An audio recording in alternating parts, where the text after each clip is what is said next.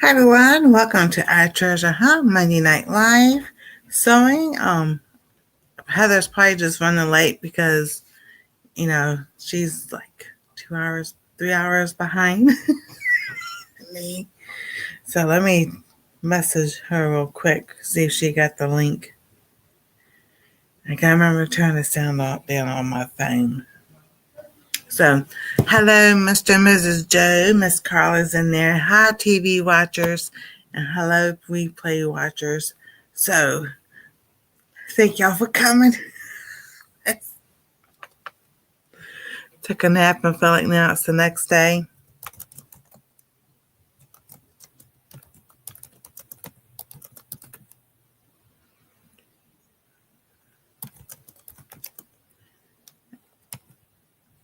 And then they gotta get that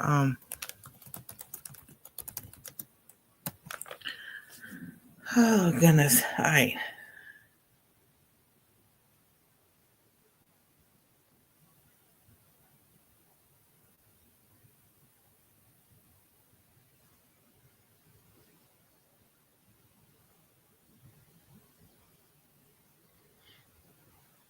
Because it's 10:45 here Eastern time, so that means it's 7:45 her time.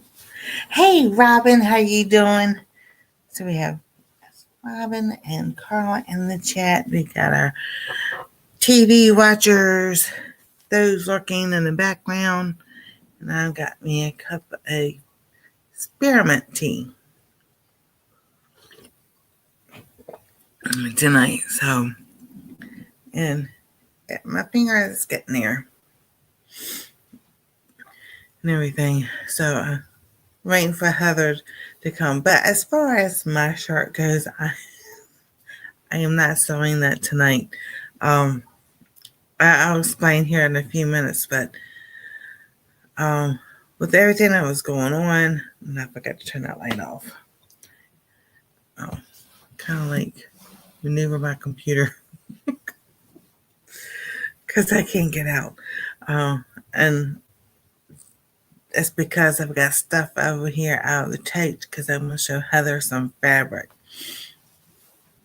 and show y'all some fabric. So this weekend it was really busy and everything. Sunday I was going to get to it, but then I was doing studying and stuff, and then I got an email from YouTube, and I'm like, I'm going to make a video about this.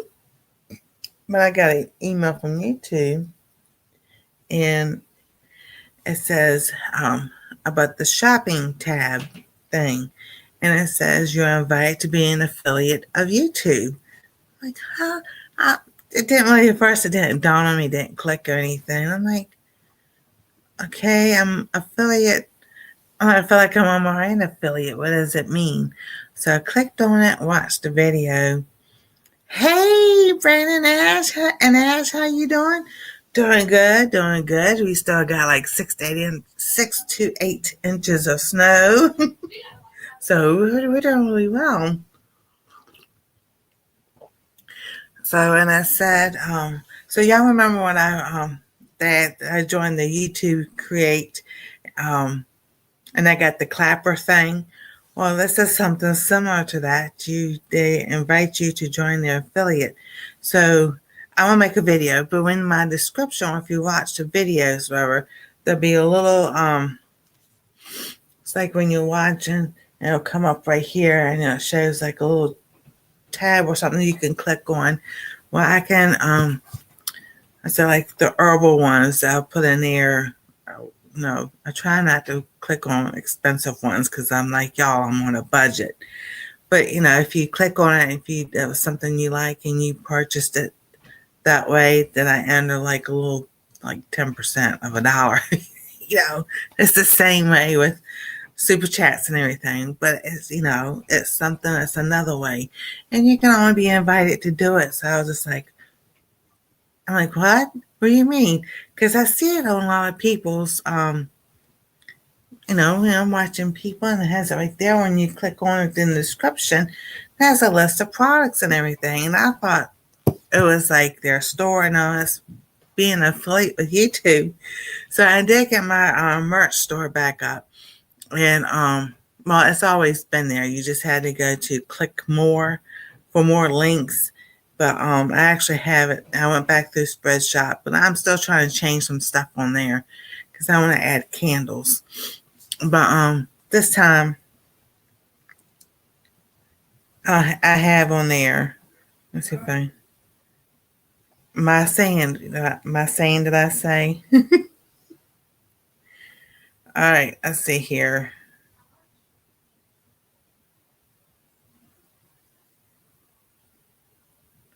Go show it. See, on the phone it shows it differently than it does on the computer. So I made this into a sticker and like a mug too. But it's my saying, God bless, stay safe, love y'all. So I had it that way, and then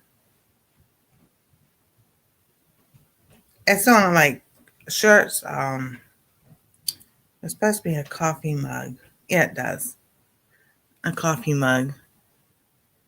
So I am planning on the end of this month, like towards March, to do a celebration, modernization celebration / birthday celebration because my birthday's in March.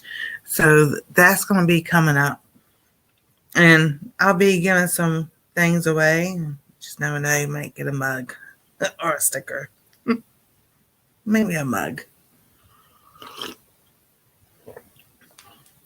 So, and then I just can't drink plain tea. It's not me. So that's been going on. And then, so I was doing all that yesterday. Then some of the videos, it didn't set. So I had to go back today, redoing. And then I was editing today. And I'm just like, I am not getting to this shirt. Not whatsoever.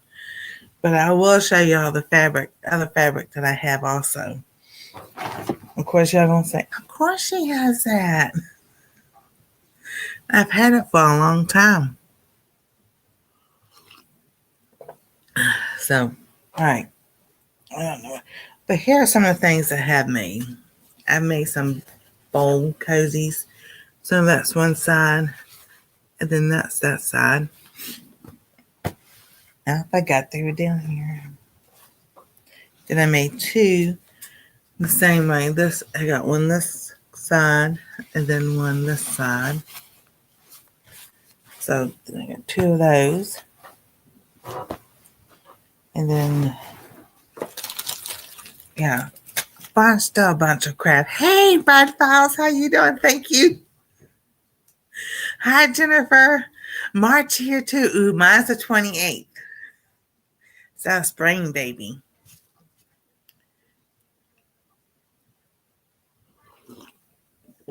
Oh, that's what my birth certificate says. We won't go there. All right. So I have, of course, I've got Snoopy. This is the Easter Snoopy. It's got Charlie Brown Snoopy. It has, can y'all see them? This is upside down on that side. Upside down on that side. So you got Linus and Lucy on there, Woodstock and Snoopy. I think that's all yeah. I don't see any other characters. Thank you. So, yeah, I'm a big Snoopy fan.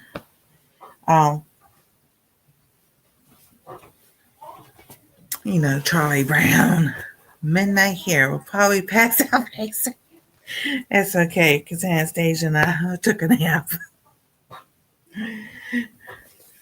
So this is just bumblebee fabric, and then the back of it has the bumblebees, the beehive type thing. And then here comes more Snoopy. This is St. Patrick's Day. because what I really want to make is that bag over there that I have a thing for. Alrighty. Let's see here. If I can get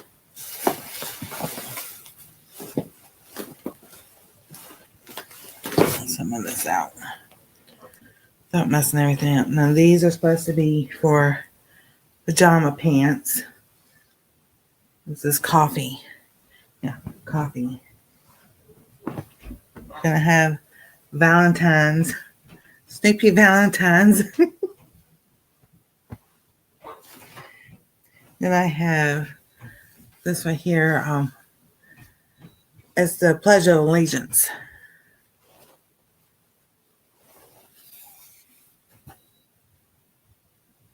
And no, I don't want to cut this.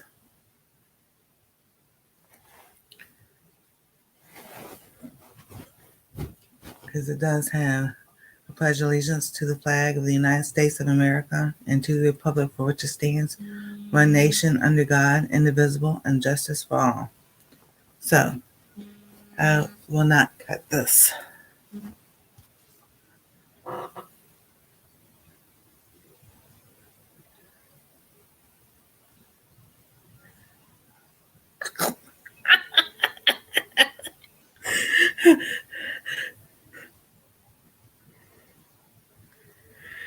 She goes, I just checked. How's it Monday already? Like, I know. All right.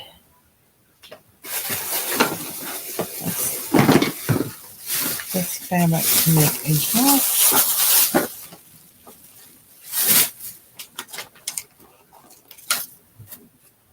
I made these a while back to put up on. Oh, I need to put these out. This Valentine's coming up.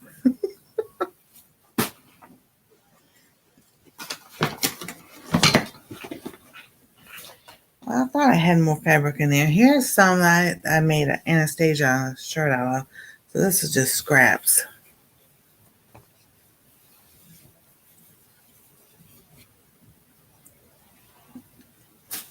And this is more scraps.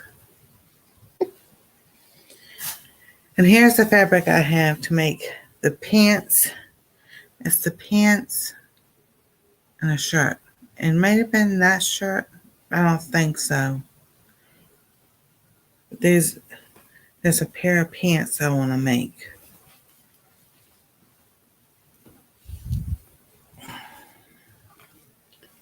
I've got those.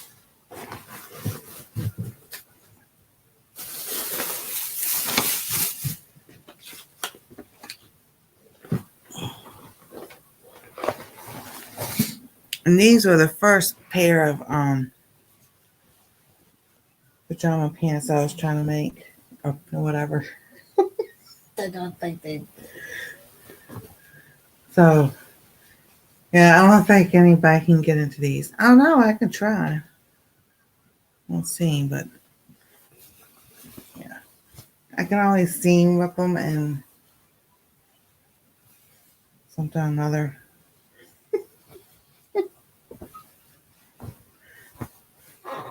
Let's see here.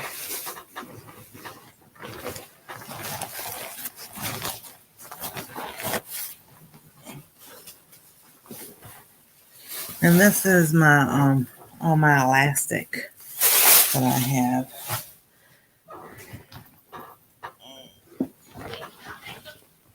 Oh yeah, I got my favorite down there. And this is supposed to have been pajama pants for Anastasia, I think. But it's milk and cookies.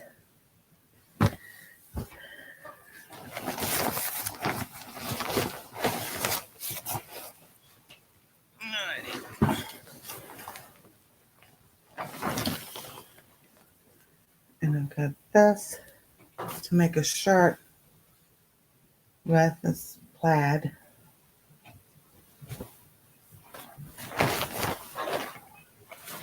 And here is the little outfit that I was trying to make for Anastasia when she was younger. And that is as far as I got with it. Yeah, I don't think she can wear that as a shirt either. Exactly. It's a republic, not a democracy. You got that right, Jennifer.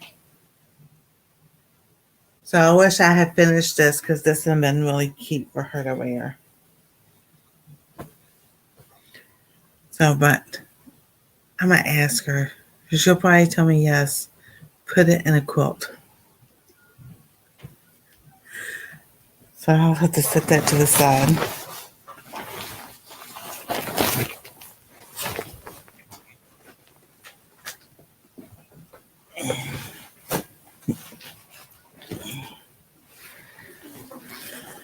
And these were, I actually did make these for, but it's just like the seams just kept coming out no matter what I did. She wore them a couple of times and, and then that was it. And this is to make a shirt. So we got more plaid. And then let's see here.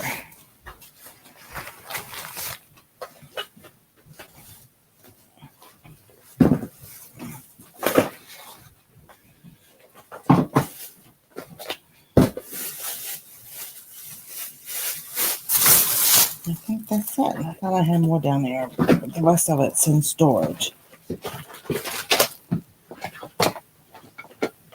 Yeah, the rest of it's in storage. So here is some lace that I have. I don't know how much I have left on here. I would have to blow it out. But this is what I was thinking about putting on that shirt, but I don't think it would go. Yeah, ribbon.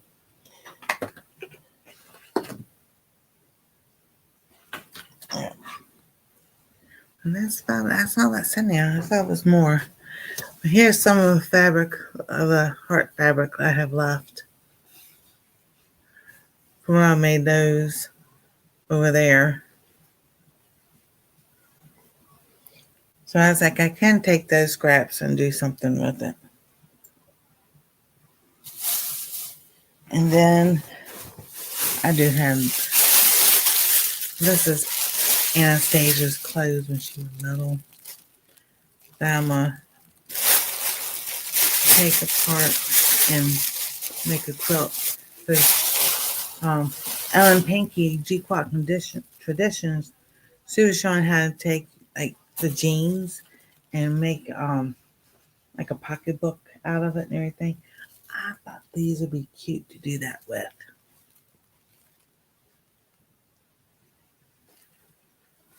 I just gotta go back and watch the video.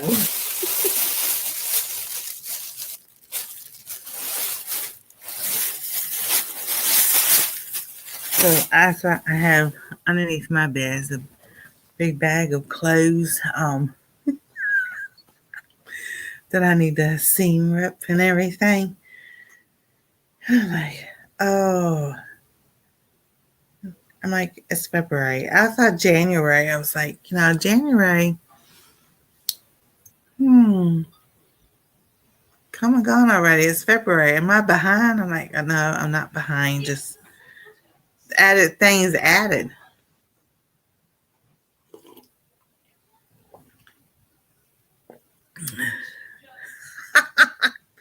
Heather, she's coming. I'm just waiting for her to pop up here at the bottom. You think you saw her on the news in 1994? You just never know. Just never know what that was. So yeah, and then this fabric is to make dresses. So one's red, then I have the blue, and then I have the pink. This is pink polka dot. It is, actually it's a Joanne Fabrics. I better keep it as a keepsake now.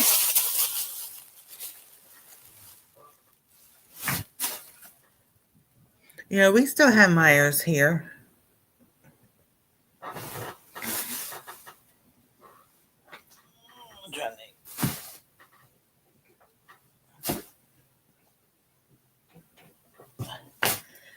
Whew. Because it takes right here. I'm trying to reach over there to. So, and then I have.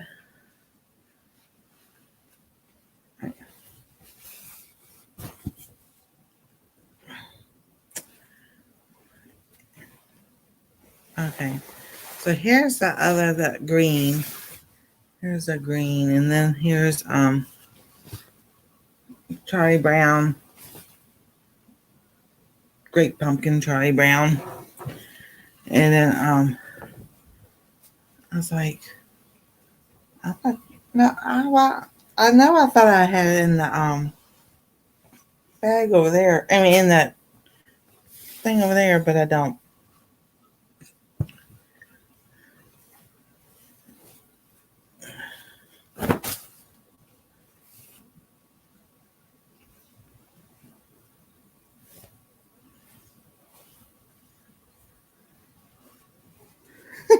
You're waiting off the other because the other bag. It's a zipper bag of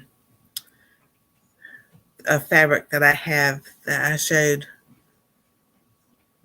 the first night Heather and I were live. I showed all that fabric. I can show it. I'll show it again. But I had told Heather I was going to show her this fabric. I thought I had more scrap fabric in here than I do, but I don't. So there she is. Hey, I'm a few minutes late. Sorry. Hello, hello. How are you? Doing good. How you doing? Good. A few minutes late. Sorry. Oh, no, you're fine.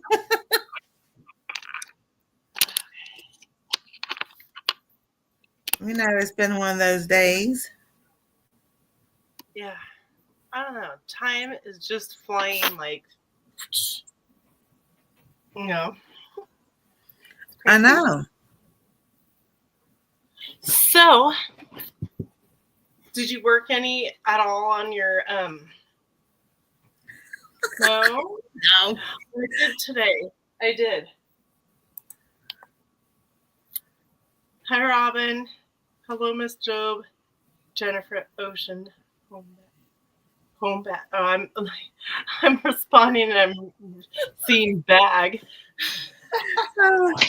Oh my goodness. So I turned my coverall. Well, I tried them on. Uh-huh. And the waist and everything perfect. From the front, in the side, works perfect. But then once you get down past the waist, it was too big. And I'm like, okay, so how do I take off some without taking off too much? Right. And so I'm like, I don't know what to do. So I grabbed a pair of pants of mine and I just kind of like used those as the template. I turned them inside out, lined them up, and I had to pull the legs inward to line up with the outside of the pant legs. Right. You know, the coveralls. And then I just cut off like a U in the middle of the because they were like when you looked from the front, it was like you could fit. I could have fit a couple big watermelons in there or something. I might have to do a little bit more on the back side. I tried them on again, and they look good, but the back side has a little bit too much fabric. Right. So I'm going to have to play around, but they're fitting pretty good. Oh, that's good. I got the straps sewed on. And then what they'll do is they'll crisscross, and then they'll go over, my shoulders. Right. And then I just have to use a hammer to tap in the little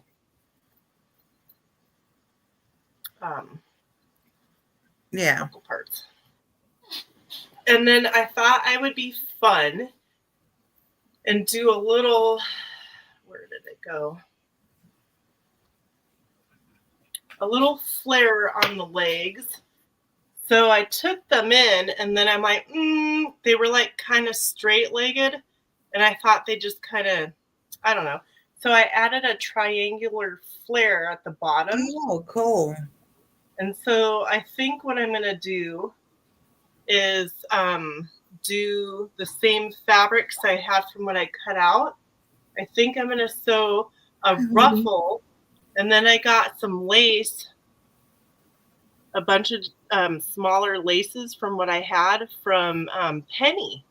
And she thought that, so I'm going to add probably a little lace to the end of that ruffle. There you go. Just to be cutesy. Yeah. Oh. So.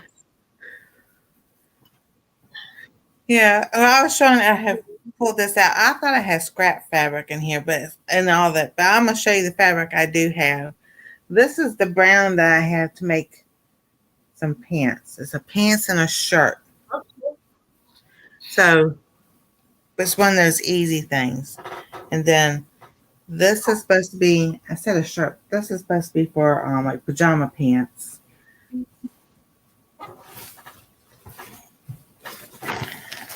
And then these are a pair of pajama pants I made for Anastasia a long time ago. Aww. You should have her try them on. Just for fun. The seams will never stay, so I don't know what happened to that. So what I'm gonna do, because that might be some liquid or something that happened there. Yeah. So she wants me to take her old clothes that she wanted to keep and turn them into a quilt. So, yeah. Fun.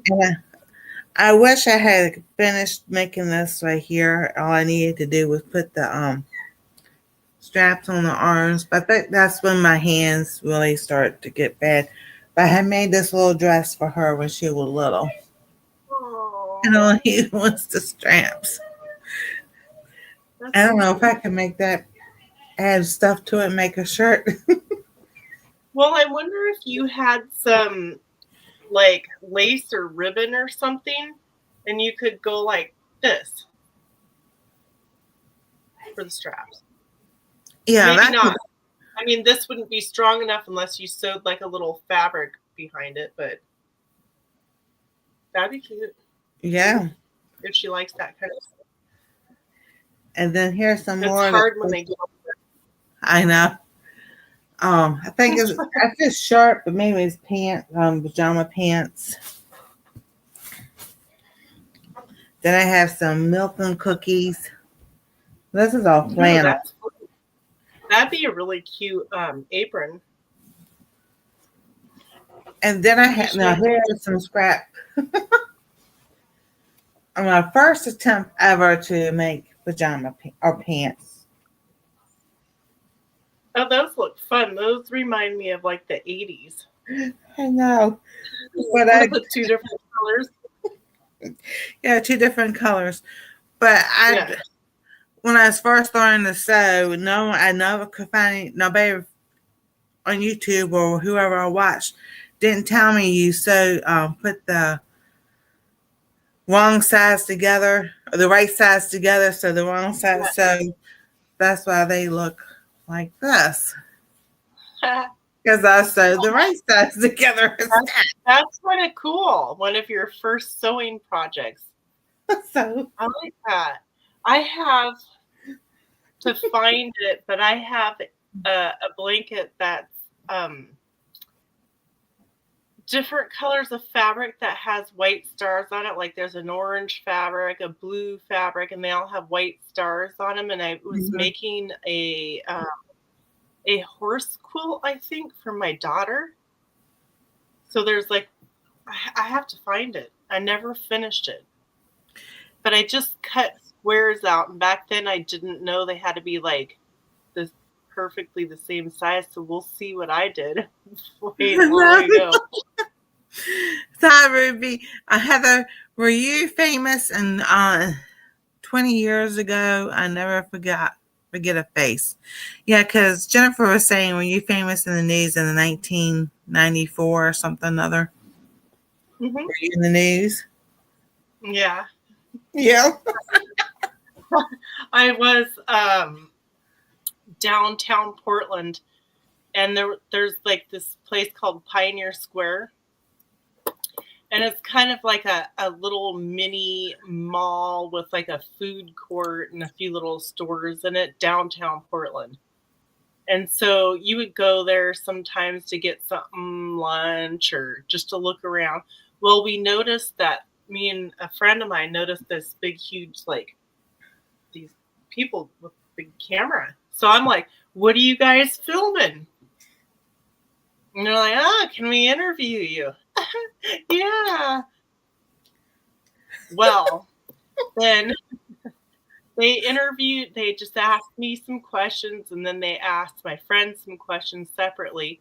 Well, they never put her on, and they put me on, and it was just, I like News Channel 6, and that's it. That's the only part that they put on there, but they played it for like almost a whole year. For their intro to the news channel, you know how they had that whatever beginning. So everywhere that I went, people are like, "Aren't you the News Channel 6 girl?" So yeah, people were recognizing me all over the place. It was weird. You sure would if you thought about it. You said, okay, now I want some money because now I'm promoting your channel. You need to pay me. Yeah, like, come on now. I want money now. I was only, how old was I? Probably like 22. 21, 22 years old back then. Yeah. Yeah. I wouldn't go on them now because I would say probably something like trouble. Back then, I was just like, yeah, sure. Exactly. Then I showed everybody this one I have. I'm not going to cut this up into anything because it's the Pledge of Allegiance. It says, that's cool. Pledge allegiance to the flag of the United States of America and to the republic for which it stands, one nation, under God, indivisible, with liberty and justice for all. Cool. I was hanging like you make a skirt like I did. Mm-hmm. I was put up at the window. Yeah. Yep.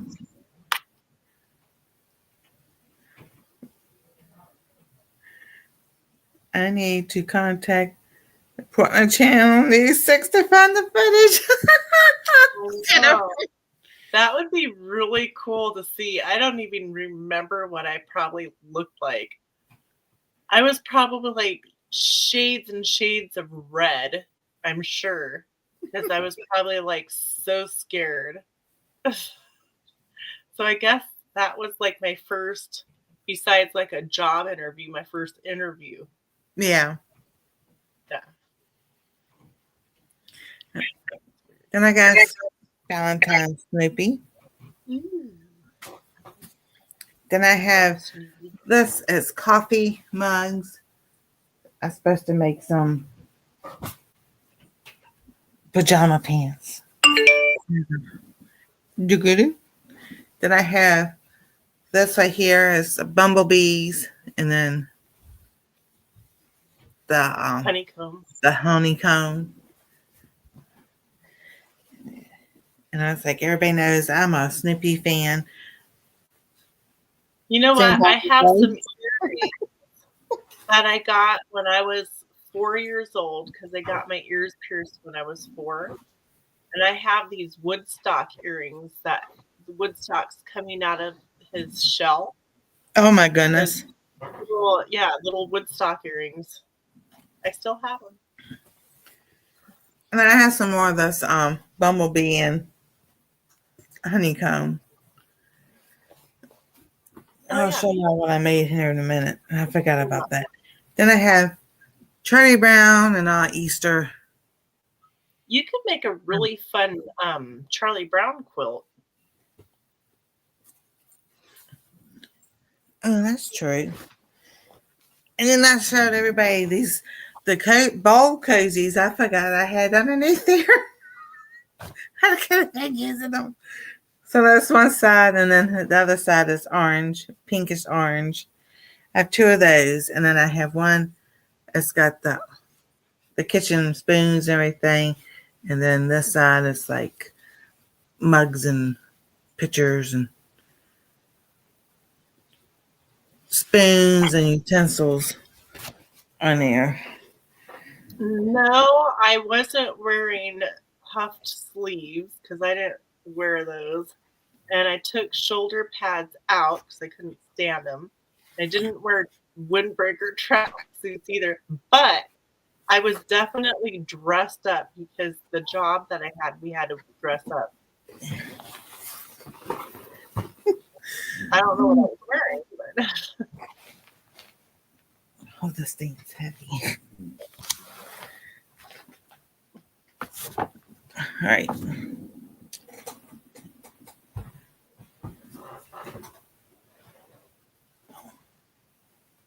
And then I have this extra green that I had because I have this Snoopy Great Pumpkin Charlie Brown. I mean, I think that would be kind of cute if you did all of it and just cut, I don't know, a certain size of squares out of them, an equal amount or something out of each of them, and then some solid color. You could tie it all together. Yeah. That would be cute. Well, I was thinking about. Go ahead. You'd have Snoopy all year round, like for all the holidays in one blanket. True. And then I was also thinking about taking the Charlie Brown and using it to make those bags. That's a good idea. I like that. To have a Charlie Brown bag. Yeah, that'd be really fun. I like that. That's a good idea. I got some Elvis Presley fabric. So yeah, well I didn't buy it. Well, I bought it, but it was from a lot of fabric. Right. It came in a bolt. So I think, oh, that's cool. So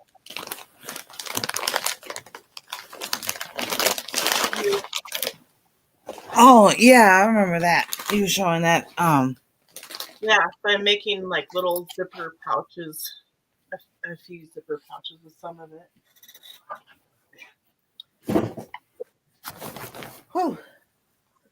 Put it all back. I need to put a hat on. Did I have poofy hair? Yeah. No, what I did yesterday after I took my shower, I didn't feel like blow drying my hair. So I got the mousse and put my hair, moussed my hair.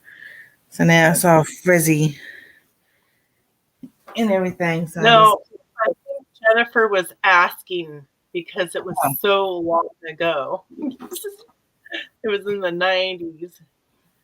Yeah. No, no. I had long hair like I do now, and I would kind of fix it a little bit better than this, but I did like a little twisty thing in my hair. Oh yeah. Whoops. I didn't like keeping up with the fads and the styles. I was my own, I don't know, person. I mean, kind of to an extent because that's what was available to buy, right? Right. But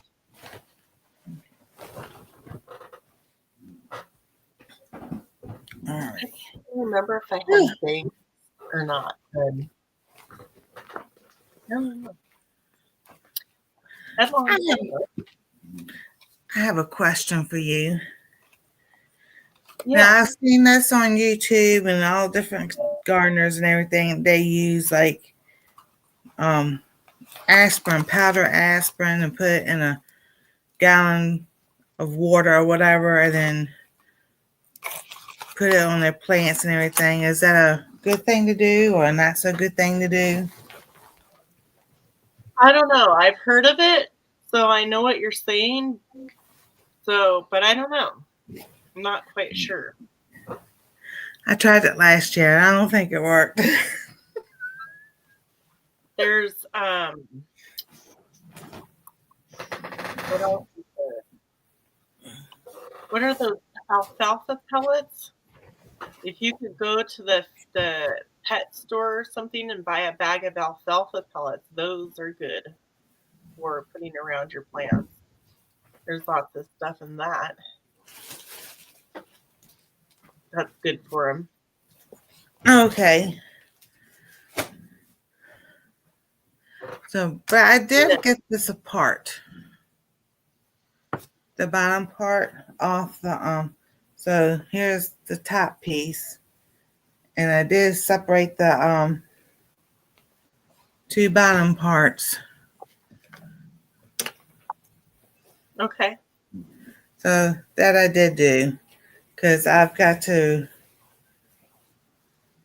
because since I was showing,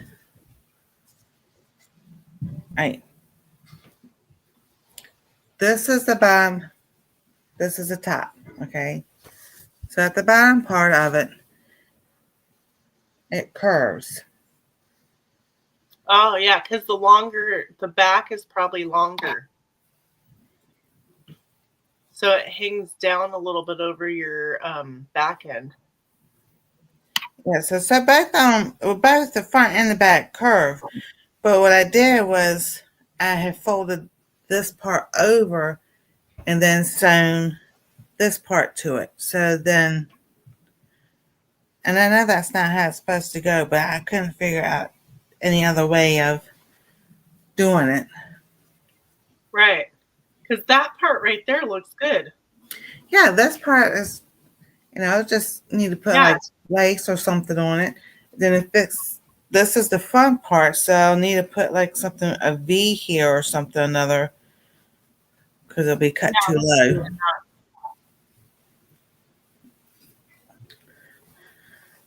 So I was like, but see, that's a straight edge because I got cut on the fold.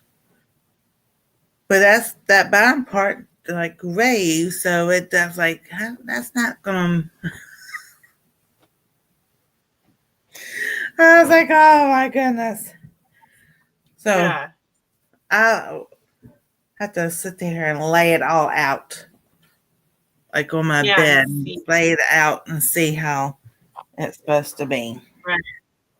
And it could be maybe like you just maybe have to make sure that the bottom half that you put on, one piece might be longer than the other. So it might, I don't, when you put it together, it might depend which way you turn it on that top part. I don't know.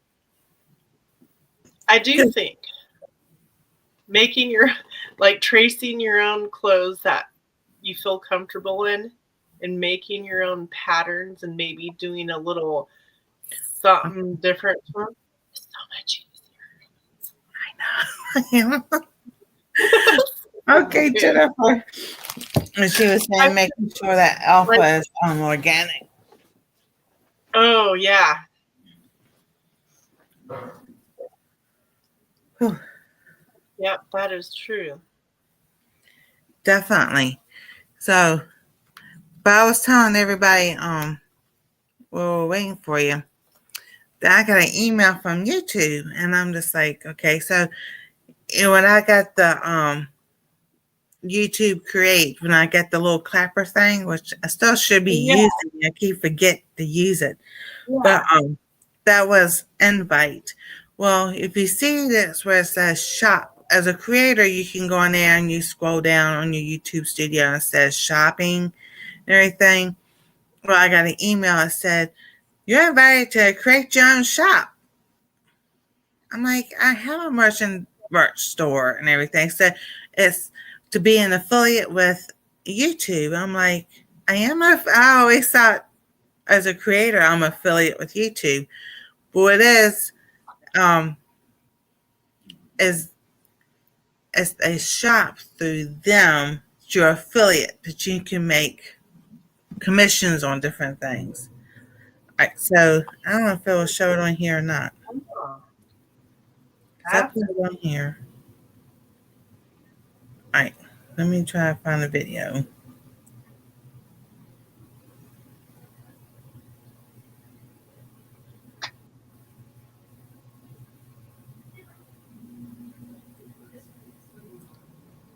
All right, wow. so I was really late, wasn't I? sorry. So like the video I just put up tonight. When you go in the description, all those that are linked there, that's through a YouTube affiliate. So if someone clicks on those, you can make like Oh, 2.7 commission, 10%. You know, it's just pennies like it is. yeah, but it all adds up, though. I'm sure. So it's like that. So all the videos, I can go back now and add different things. So I'll make it towards what that video is about, not just random stuff. So Okay. it's like with the one I did with the comic books, I put Bibles in there and other things towards that. The Epic Water filter, even though I am affiliate with Epic Water, they still had it to where I could put another one. So that's go by the theme and everything. So I was just Yeah. like, I was just like so surprised. And then I got Yeah. email tonight or today.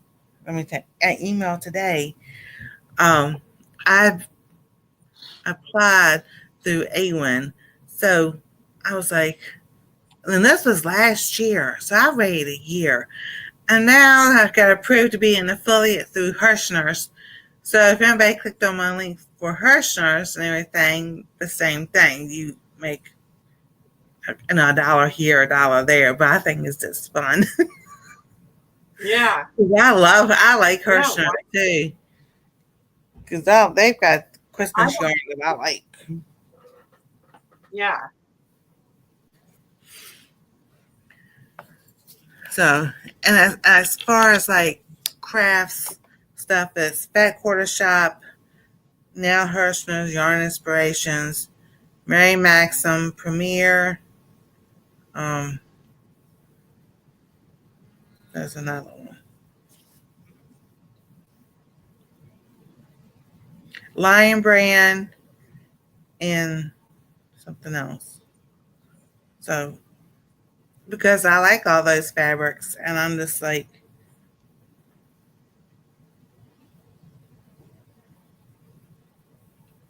I tried for one fabric company, but they said if you didn't get a response within 30 days, then that's a no.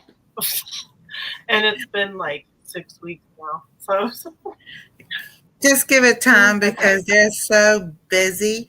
So that's what they say. I don't say 30 days, but Herrschners, it took them a year to get through all the mail. From all the oh, emails and everything, it was a year. oh. Well, maybe they'll reach out to me someday. As I go to Fat Quarter Shop, they're quick. I'm responding. So I think it'd be fun to get like a fabric box.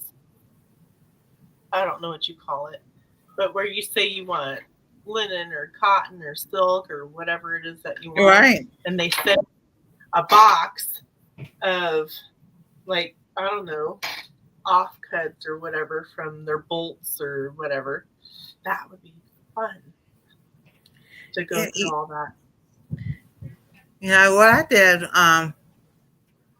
And I'll sit there and I'll send you all those companies, but I'll just like go onto their own website and look down at the bottom, see if they say like affiliate program or something right there.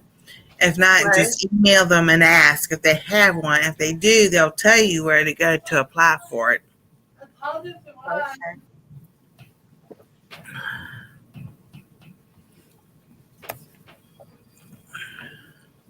So they can't go to bed. Huh? And then I said they're getting ready for bed. Aha! I saw you. What'd you say? I mean, It sounds like they said, "Aha! I saw you." oh.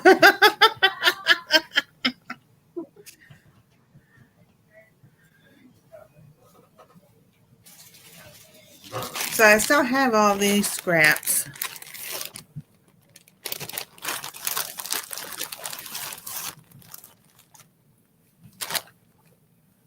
Here, but I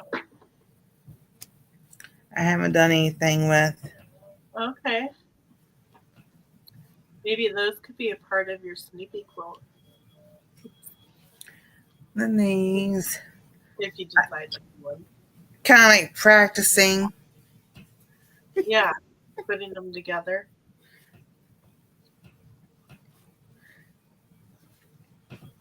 I got this and this one.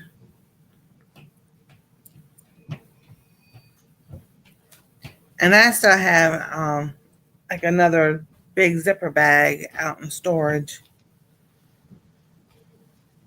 Oh my gosh, there was this um, guy local to me. He buys storage lockers and then Uh-huh. sells some of the stuff, well, in multiple different places. Well, he listed this box full of bolts of fabric starting at $10 for the whole box of bolts of Oh my fabric. goodness. There was, what was it, 13 or 16, something like that, bolts of fabric in that box. Like Did you brand new looking. So I bid, and just before it closed, somebody bid $1 more than me. I would have got it for $30. They got it for $31. All Oh that. man. Yeah. Like, ah. But Yeah.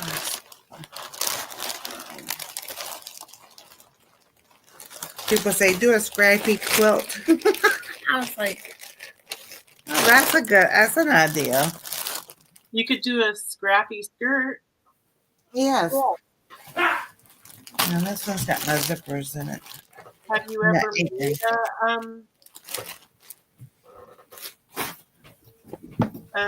one the skirt? Yeah. I saw you short when you were showing the different things that you. Oh, some pictures? Yeah. And you Why had this.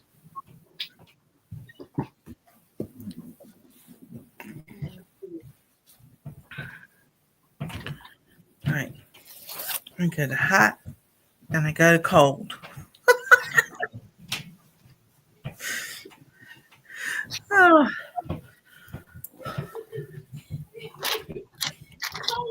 I have a bunch of skirts that I made that I'm not for me.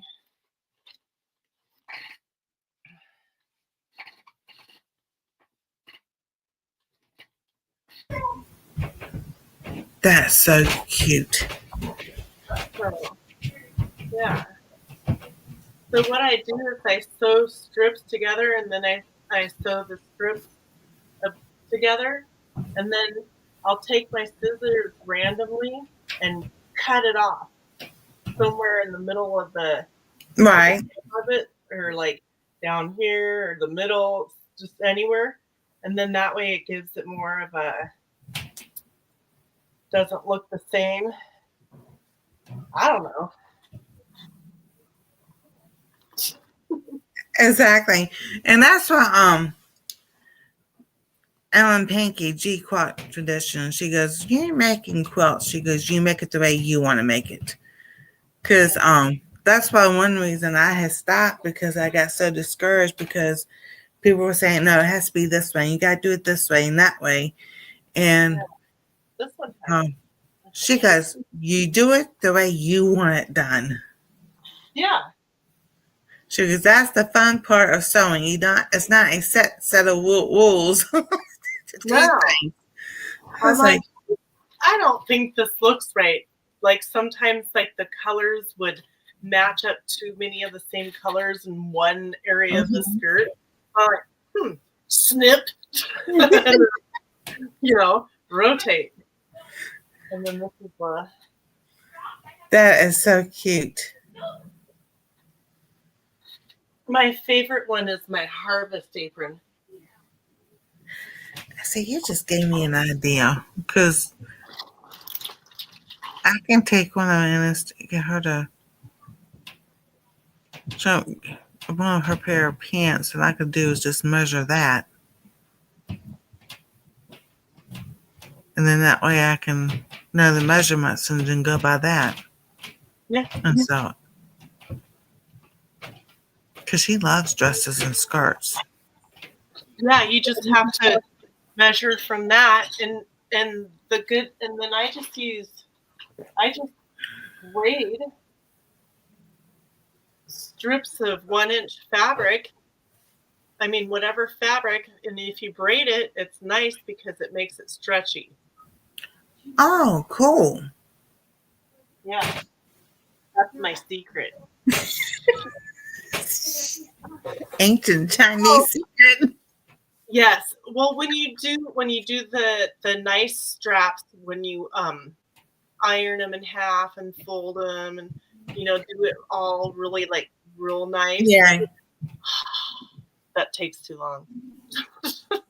So I was like, there's got to be an easier way to make these straps where they still look cute. Right. So I started doing the braided.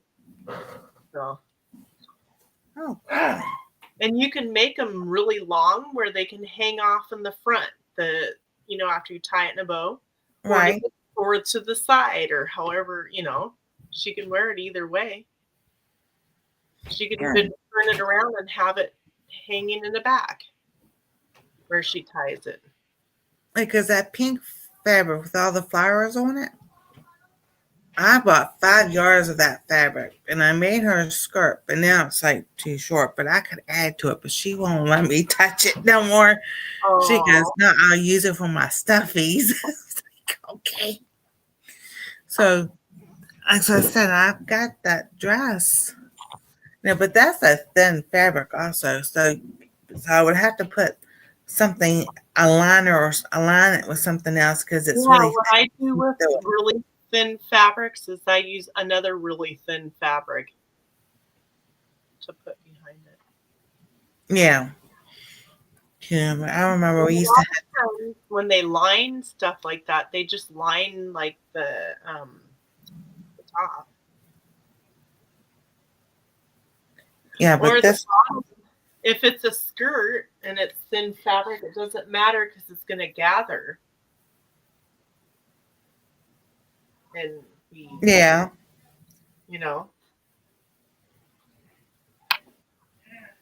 I started thinking I have a sheet over there that I'm not using, a fitted sheet that's just extra. Yeah, I actually cut the elastic out of those, and I saved the elastic for other projects. and then I cut the seam, or I rip the seams where they sew the corner Mm-hmm. of the fitted sheet together. I pick those apart, then that way I can cut strips or squares or. Yeah. Yeah, because I got stuff all over. I have my herbal books out this weekend. I've got my notebooks out here, the fabrics over here, my tea mugs right here. I'm just like, I do not feel like moving anything tonight. I know that's the hardest thing is like now I finally have the sewing room so I can keep all my sewing things, and I have my projects staged. Like I don't have to like worry about anybody like wanting to move it or me having to move it. Oh, I know. Yep. Don't the quilt, please. Yeah. Don't listen to the quilt police. Thank you, Robin. Yes, exactly. And that's what she told me too. Yeah. I really like different shades of greens. And like beiges and creams and stuff like that. I have some, but I kind of like those colors. I'd like to make another skirt that wasn't fall, one that I could wear before fall. Yeah. But see, Anastasia is 5'3", because she is as tall as me. I mean, she's right here, so it's not. Is her legs the same length as yours? She got long legs. Ah. So But she, you can always add another row onto the bottom if she gets taller. That's what's nice about those skirts. Like, yeah. she could wear that until she's like 25 years old. You know? I know. Or longer if she wanted. So I got her some shirts for Christmas, and she likes. She does. She doesn't. She's like us. She likes her shirts loose. She doesn't like them. I don't want to say clingy or tight or anything. She likes them loose. You know, she's a girl. She's poor thing. Someone makes her feel embarrassed about being wrong. But you know, she's gifted up here, so I got her. It was a 1X. Because I had her. She was trying on my shirts when Joy has sent me shirts. And every year she goes, but I like these like this. So, but I got her, they were 1X. I'm quite sure that's what they were. But she's tall, so they fit her really well.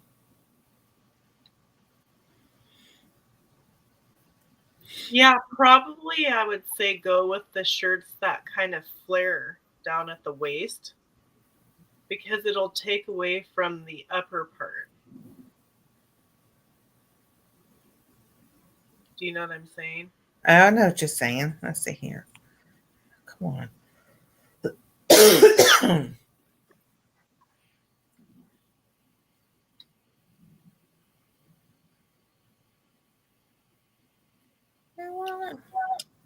Fine. I go back to my other purchases. So I can't believe that it's been like already a week since we were doing this. I know. Like, where is time going? Like, really?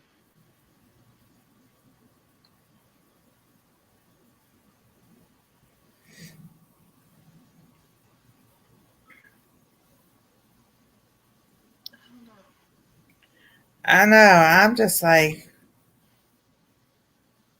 I was sitting here today doing stuff, and then it's like 6 o'clock, and I'm sitting in the chair. Oh my God, it's not a nap time yet. It's past nap time. Yeah.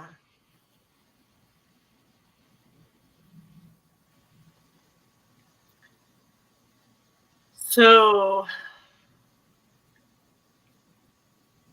now I can't remember. I can't remember what we're doing on Wednesday for Healthy Goals Wednesday, but I know we have a plan. And then we're starting a Thursday Healthy Goals Wednesday. Well, it's like going to be different. It's going to be more like making easy recipes. So we're Right. going to be doing like breakfast, and we'll alternate each week, a breakfast, a lunch, a dinner, and we're going to make the same thing, like the same breakfast, but with our own twist. Like say we say, I don't know, banana bread. And then we're going to take our banana bread and do something different than what each other does, or so, just simple things to give everybody ideas on some simpler, quick things that they can make for healthier options, I guess. Exactly. Well, it won't tell me what size I ordered. Say I ordered her a kitty cat shirt. Oh, that's cute. I like that. But it won't let me. Oh, this thing won't let me see what size I ordered.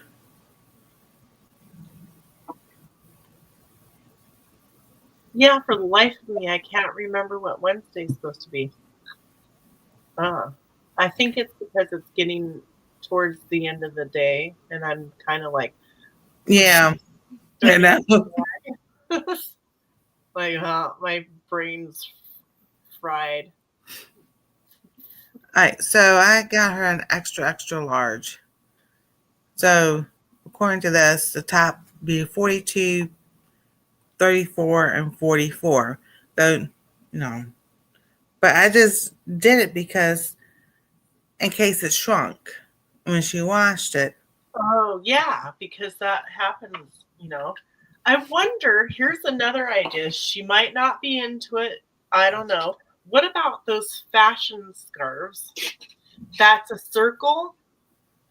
So you put it around your neck and then you twist it and you can double it. And it's just kind of like a fashion scarf. I know what you're talking about. Oh, yeah, she loves that. I'm not sure if she would be into it. Kind of like something like this, but you could get them, different colors or whatever, but sometimes they have ones that are round and it's like, Yeah. and then you just kind of, do it again. And then she could have like, kind of a. Yeah, she loves all that stuff. Yeah, because you can, at, some of your thrift stores, maybe even, they have a lot of stuff like that usually over where they keep like the handbags and belts and things like that. I'm a big thrifty shopper. So. Only place I go is to the doctor, and I haven't been to the doctor since November 6th. I stopped going to the allergist because they won't do anything. You've been in my house this whole time, Nancy? I don't have a car, and I don't say. But when it's snow outside and ice like that, forget it. Ain't no way, Jose. You're like, I'm okay. I'm all right. I'm good. Yeah. Been there, done that. Fallen too many times on that ice. Yeah, you don't. Yeah. So, do you know anything about Morgellons? What is that? I don't know. I'll have to do more research. What else? All right. So, is it a food? Is it a I don't know. I was listening to a live earlier today, and I heard it. I might have to go back. Well, people were commenting and stuff like that, but I missed what everybody was saying because it was going so fast. All right. So is it like a disease or a sickness or something like that? It might be. Because I found Morgellans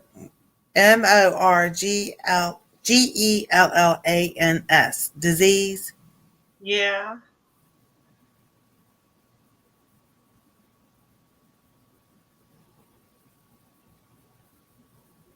How about quercetin?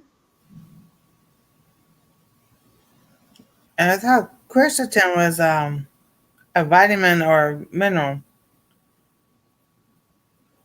Because they were saying that will help, like, possibly help um,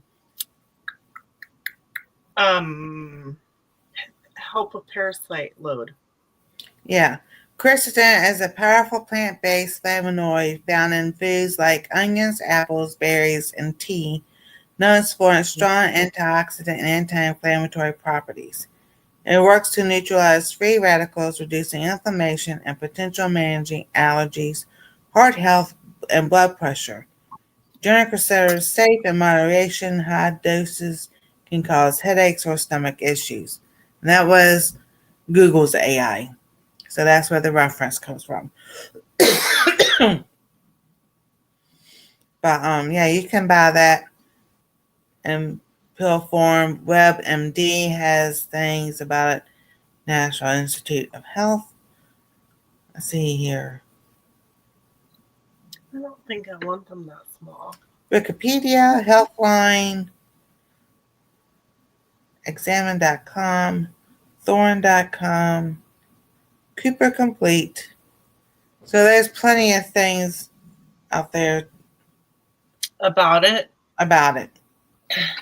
Okay, so I saw some different comments where somebody said Blue Bonnet Super Puritan Pride Quercetin is a really good brand, and I saw a bunch of different people saying the same thing on that. I have no idea. But I was just I scribbled some notes as fast as I could, but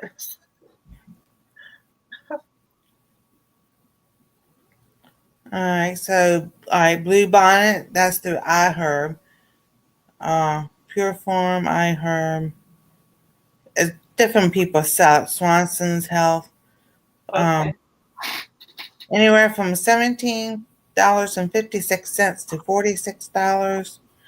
Yeah, Ooh, $15. Yeah, some quercetin is not cheap. It wasn't cheap back in the late 90s when I was working at wow. TNC. Yeah, and somebody says pure gum spirits of turpentine. Oh, oh, name it just hold on, I see her face. I used to watch her channel. Hold on. Um, So I thought that was, I have no idea. I thought that was like something you use to like clean or disinfect or I don't know. Like what? What is that? and I see her channel every once in a while pop up still. Okay. Rain Country. I think that's who I'm thinking of. Oh, yeah, probably. She probably has something on that.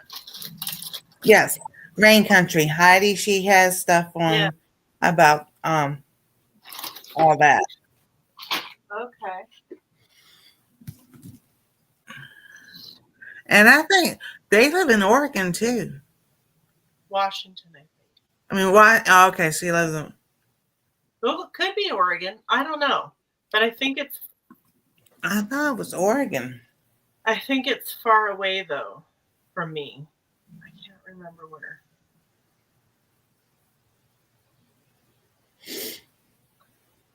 Oh, you're right. Her PO box says Forks, Washington. But I don't think they're at the border or something though, like that.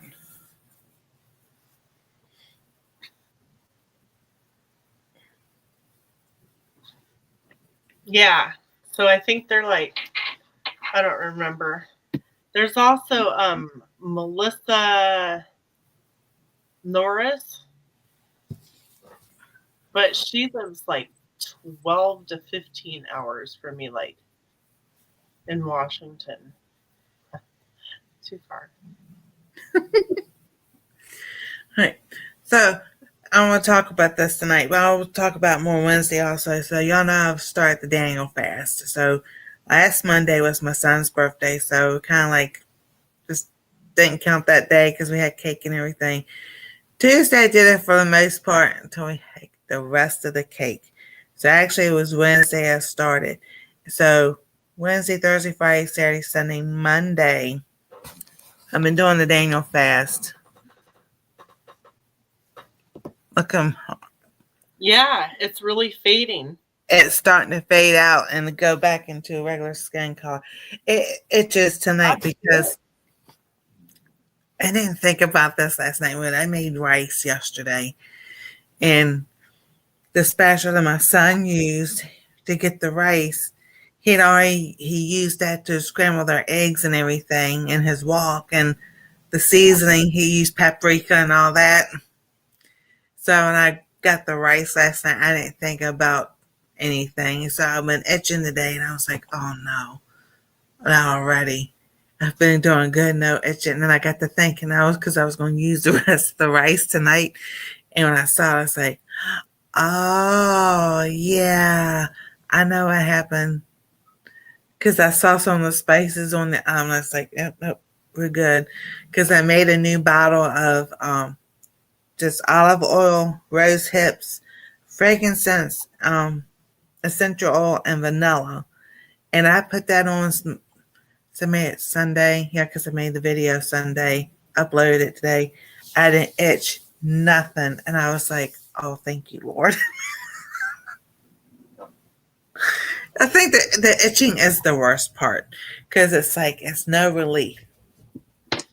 You get no relief when anything itches, and it's like, oh my goodness. But yeah, the way I've been not itch, and then I'll itch all day long, and I'm like, and this is going down. I was like, yay! Okay.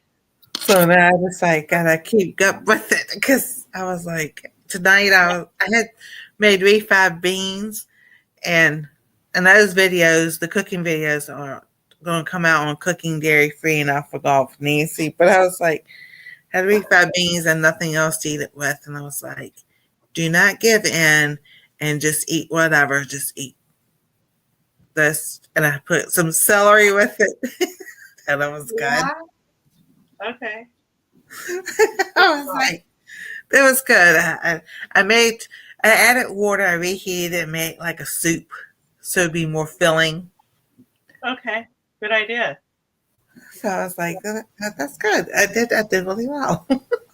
Yeah, yay! And the reward is like you're feeling better.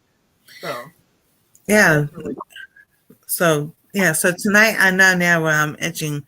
Like I said, this is going down. In the mornings, it's really down. It's at nighttime, but in the mornings, it's really like, thank you, Lord. So it's like when you ask God for wisdom, He'll give it to you. You just gotta be listening to it. Yeah. Where is that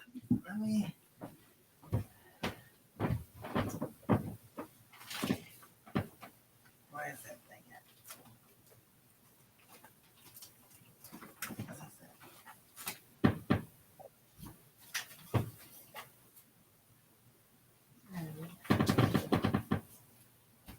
I think everybody's sleepy today.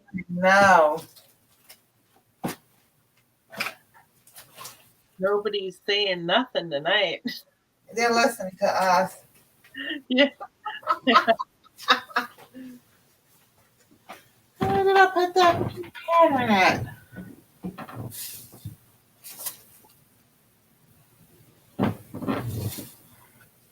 So I should be done with my coverall completely before next week.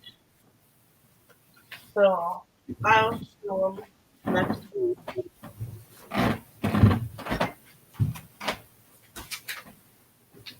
And I need to get started on my figuring out how to make my little backpack. So Right.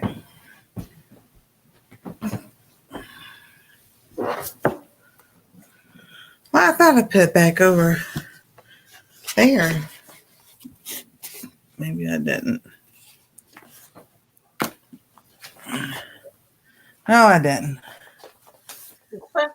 It's still over here on the table. These right here. So my goal is to make every single one. ooh, I like that. So like, is it to see if you can make one and which one you like to make better, or did you just like it for you? A, all the above. Oh, also in the description, there should be a quiz because we can put quizzes in there now. Oh yeah. Because it says, what is your next sewing or craft project? And should I finish this shirt? So, yes, no, or go on to another project. So apparently I already clicked yes. So I think that's pretty cool. They giving these options to us to have fun with everybody. Yeah. You know.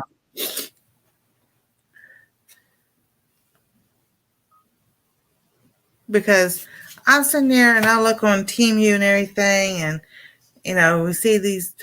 I see stuff similar to this, and I'm like, why am I buying it when I've got the pattern right here, and I've got fabric I can use to make this and everything. It's just I don't like cut my peanut Charlie Brown fabric, but it's all right. That's what I got it for, to make things. So I would like to start out with the one that seems the most easiest, because then maybe that'll give you confidence and then the skill to move into the next one. I don't know. Maybe. But that would be really cute. All right. So just like you said, this looks like a little wristlet or wallet type thing. So that has a zipper. Yeah. This one down here has a zipper. So this one and this one don't have zippers, but they just have, I don't even see a clasp on that. That just looks like it ties together or something. Maybe. And, it looks like it has magnet things in the middle. Like it would be a magnet. That buttons or something? Yeah. Oh, okay. Well, and you know what you could do? You could sew a button on it. Sew like a little braided embroidery thread loop. Slip that on one side and use your little embroidery loop to go over the button. Do you know what I'm saying? Yeah. So you don't have to, I mean, you can change that anyway. That if that even matters. Oh, exactly. I made this because this was my idea a few years ago to make them and sell them.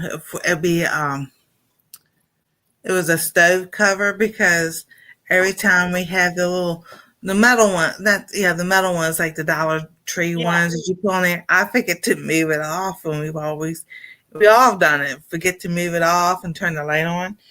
So I said, well, if I make this, it won't be forgetful to move it off the stove. So that's where that other extra fabric is. This is the bumblebee, the honeybee, and then the honeycomb on the back. Yeah. So I've got magnets in the corner. I was able to make it to where I could sew the magnets in the corner. So it's when I put it on the stove, it stays there. It doesn't get moved around. Oh, that's a good idea. So that's the only one I made. Yeah. Because here's the back of it. I couldn't figure out how to get this where that part wouldn't. This part wouldn't show. So I was like, well, it's just a how they say it, prototype. Yeah. Yeah. Prototype. Yeah, I like that. Good idea.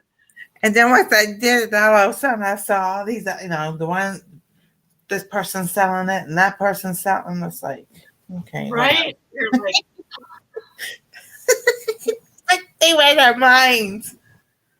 yeah, why can't I ever get ahead with my ideas? I know.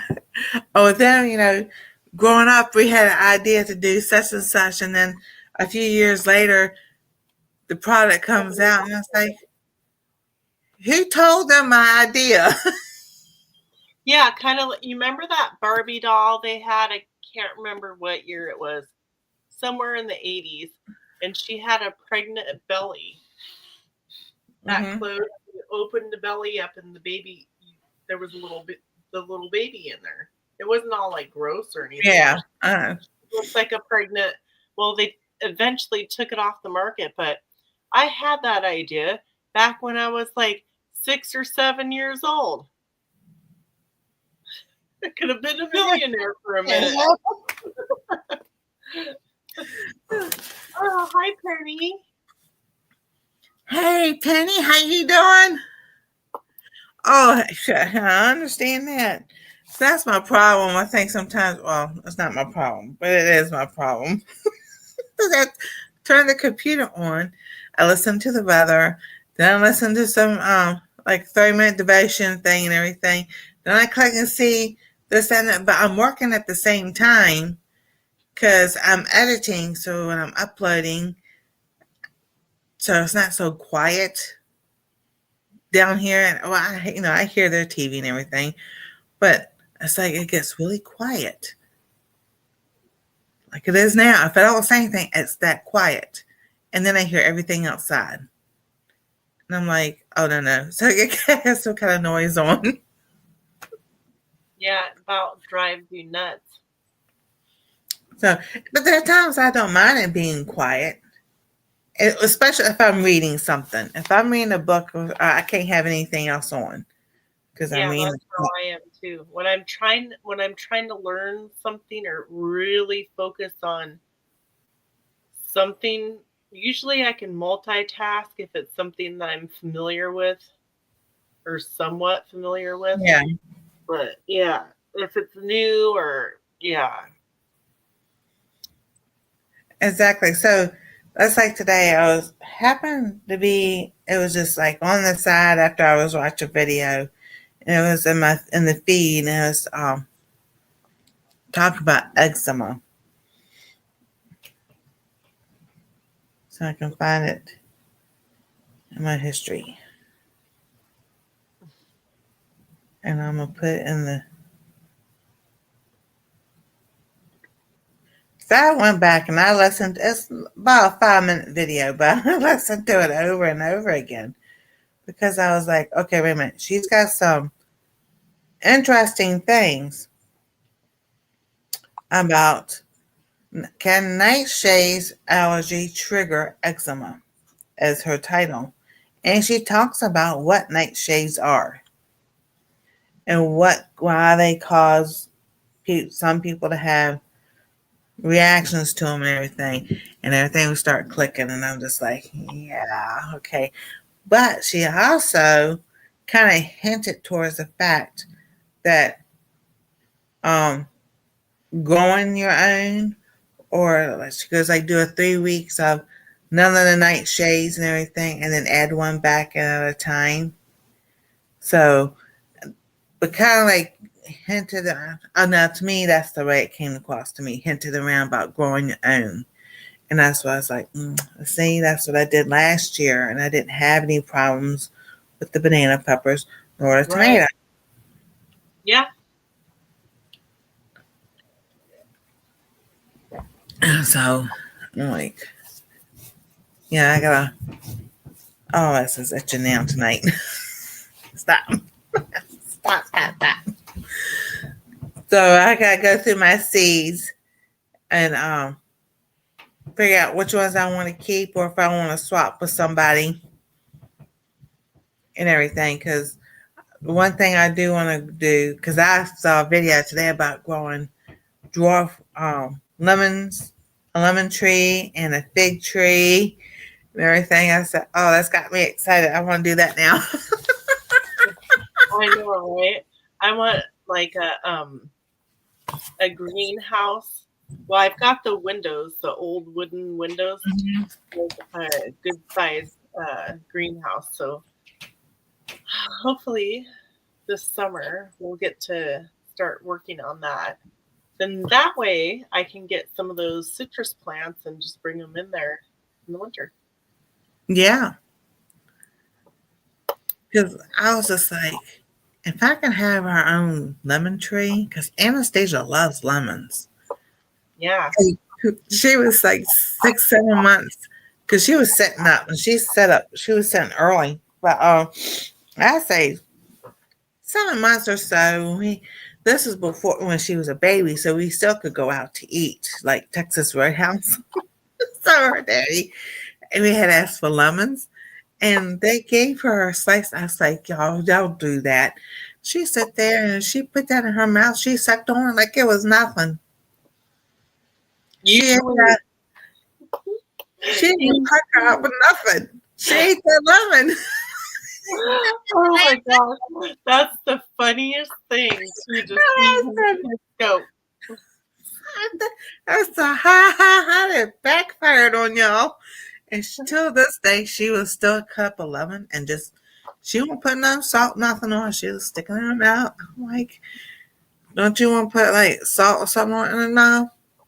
And she'll eat that whole thing. I said, and you gotta make sure you brush your teeth and rinse your teeth and everything because the acid in the lemon. But yeah, till this day, you get lemon, she'll cut it up.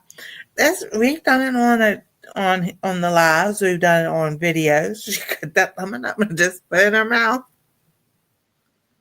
Okay. She's like, ain't nothing.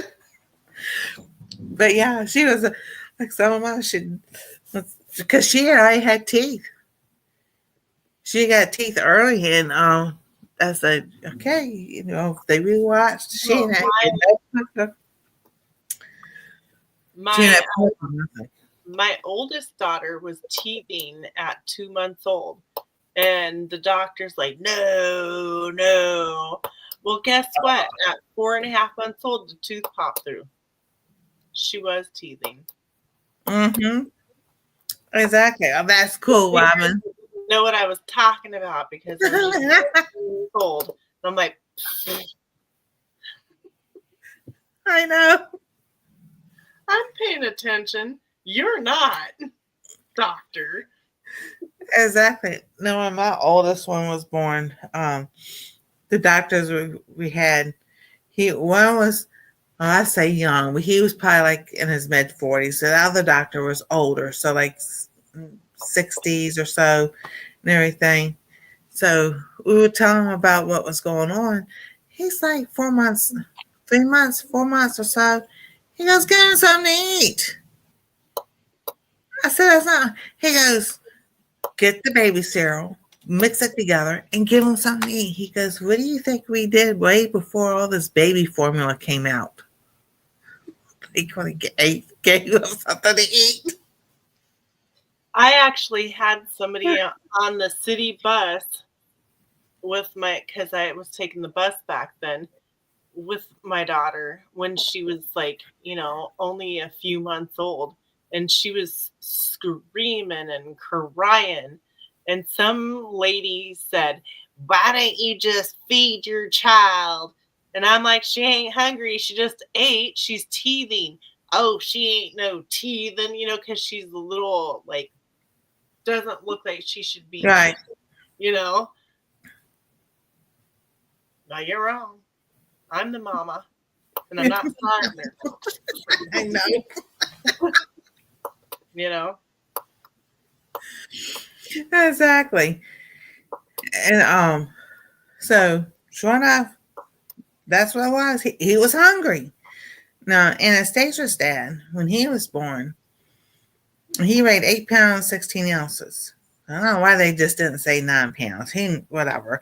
But, Yeah, I had one of those too. So he would drink 2 ounces of milk and an ounce would come back up. And for up to 3 months. Now they kept saying, oh, it's colic, it's colic. I said, my nephew had colic. This is not colic. And I was just fussing with the doctor. And at 2 months, I was mashing up bananas and giving it to him. My mom goes, he can't do that. I'm like, if I don't feed this kid, he's going to die. And I'm like, it's bananas. What else? How baby food? And oh my goodness, you can't do that. I'm like, what, Dr. So-and-so? I cannot remember his name. Anyway, I said, what do you remember? Is Dr. So-and-so? She goes, yeah. I said, what did he say? Feed them. They're hungry. So finally at 3 months. You remember the Rugrats? Yeah. Dr. Lip. Yeah. That's what I love that. I really loved the Rugrats. I thought they were cute. I know. So the family doctor we had, she was going through a divorce, so she wasn't really paying attention and nothing. So we went to the doctor because he had gotten up to 10 pounds to start losing weight. And I mean, his wrist was like this, then he only got that big around. And I'm like, if something happens to him, I said, she's going to be in for it. So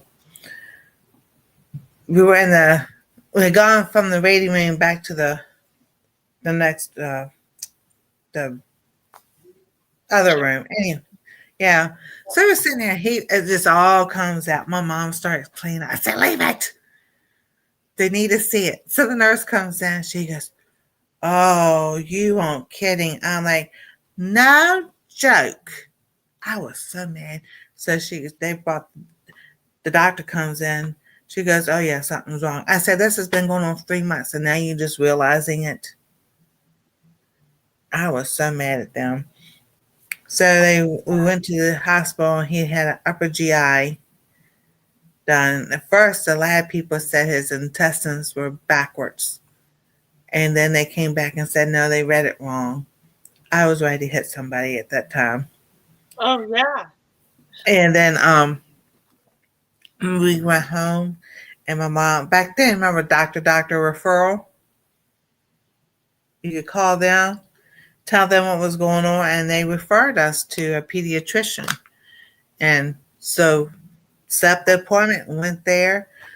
Doctor goes, I think I know what's going on. Sent us back to a different hospital for a pediatric radiologist. He comes out. We had him dressed down to his diaper. He goes, go back to Dr. So-and-so. He goes, I know what's wrong. And I've told her what's going on. I'm like, okay. The sphincter muscle at the end of your esophagus, it goes down. When it's supposed to close like this, his did not close all the way. So it was enough room that everything would just come back up. Yeah, the bile and everything. So it was an ounce of cereal to every ounce of milk. And that's what he kept down. And he started putting weight back on. 4.5 months, he was eating table food. I tried baby food and everything. He could not keep it down. I mixed it all up. My kids didn't eat it either. Yeah.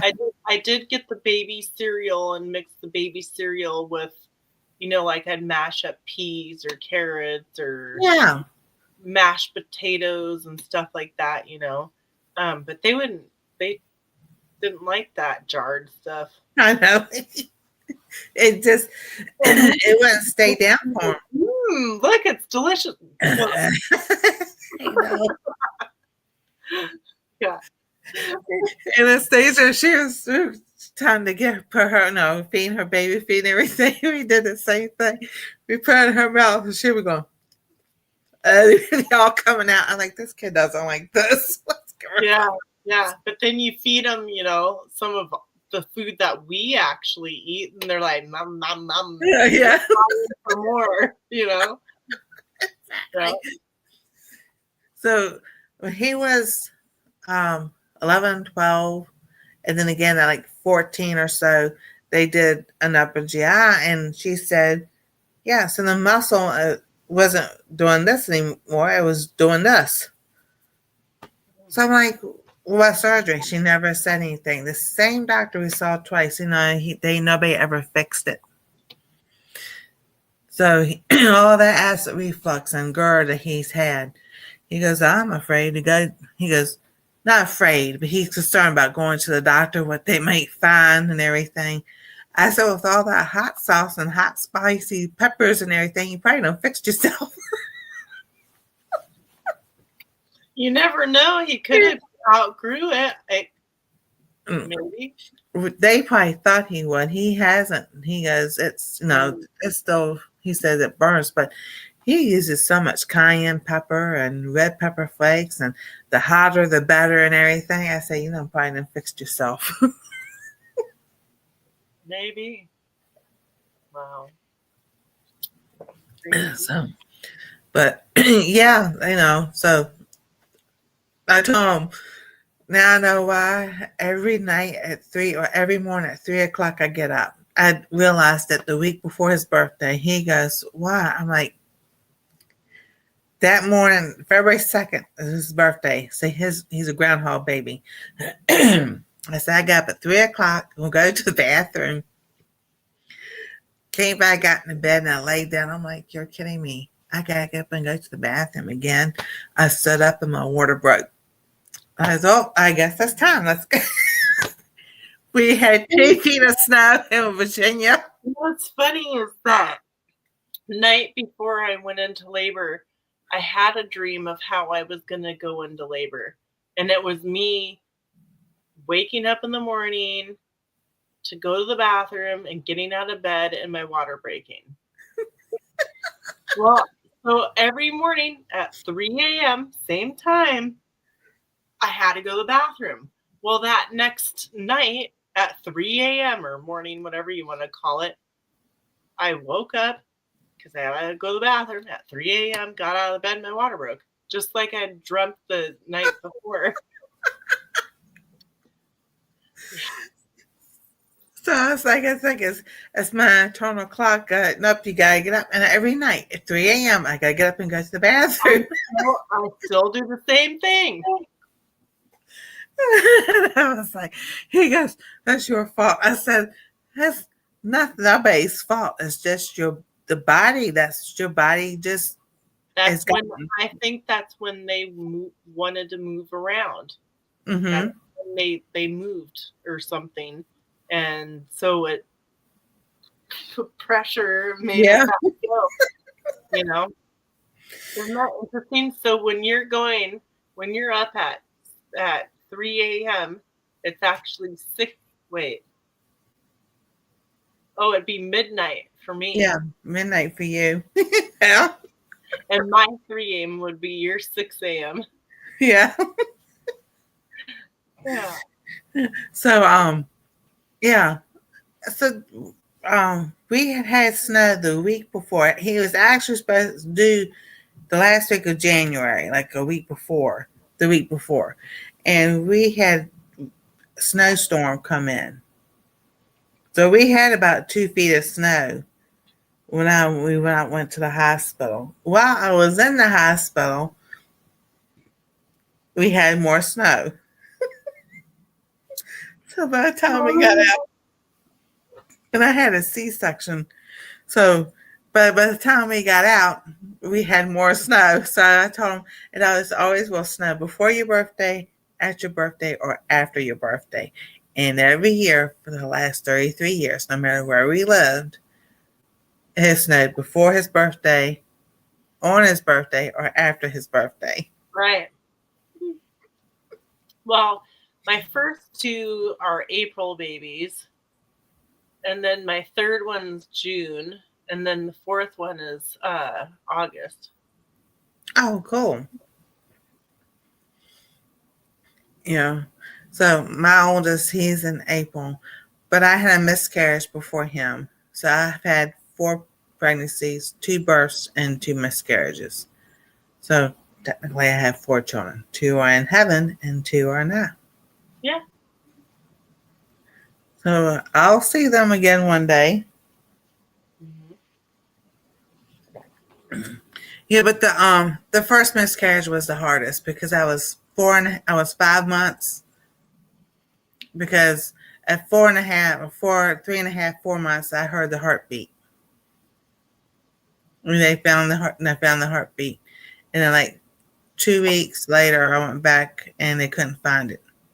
And they sent me to the hospital. And I was like, they that's a story that is after midnight now. Because it does say it's a lot into that, but they wanted to induce labor. So I was there at the hospital for like 2 days, 3 days. Them trying to, I'm just like, so when it's changed shift, the doctor comes in. He's like, really nice and everything, and he asks what's going on and everything. And I turn around, so he just get the blankety blank thing out, and he just looked at me, and so my mom took him out and told him what was going on and what they did and everything. He goes, "Oh no," he goes, "We're prepping her right now," and they did a DNC and everything. So he goes, "That was wrong for them to have me like that for 2 or 3 days." Well, So, yeah. Did you you know, thought so many things could have happened? exactly. Mm.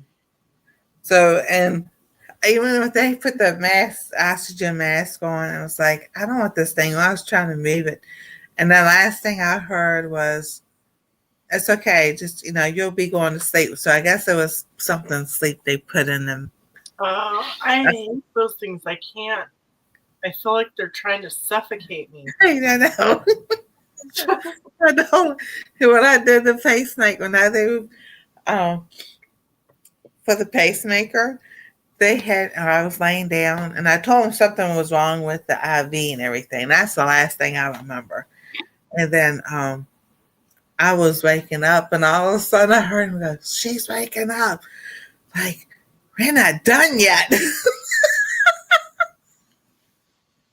Yeah. They're like, "You gotta lay still." I said, "No, I gotta move my leg. My hips froze, my hip was, so it was my left hip." And I was like, "You can't have my leg like this." I was trying to, but they have your legs strapped because if people move and in that Yeah. situation, they got you guys. They go, "You just need to lay still. We're sewing you up or something another like that." So I was like, was trying to move this arm. This had the IV. This had the blood pressure, and I was sitting there trying to move my arm to move that mask, the oxygen mask. They go, "You can't take that off." I'm like, "I can't breathe with this on." Yeah, it's hard to breathe with that thing. Like, ugh, yeah. Mm. So I got to where I was moving my mouth and my nose and everything. So I moved it to where it looked like it was still there, but it was up a little bit, kind of like cockeyed. And Yeah.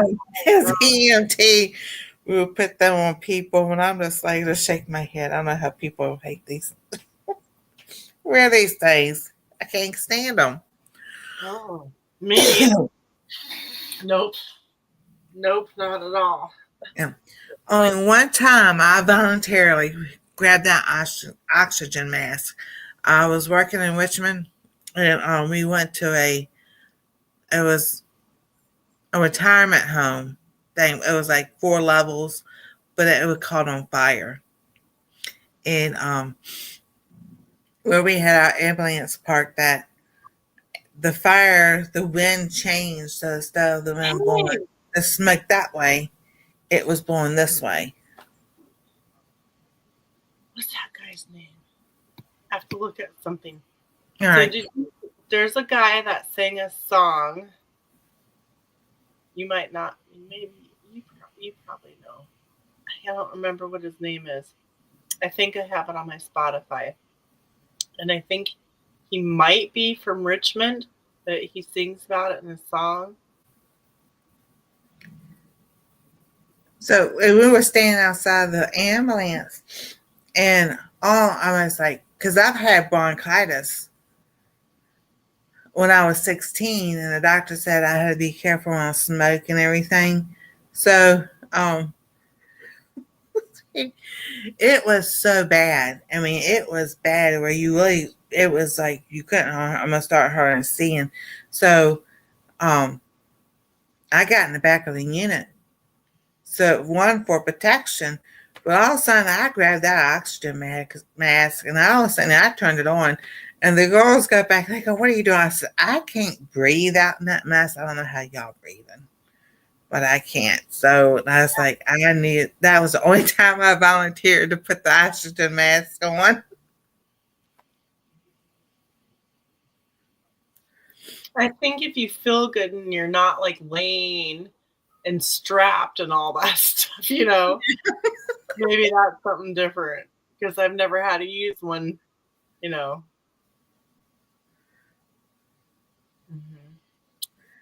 Oh, Oliver Anthony.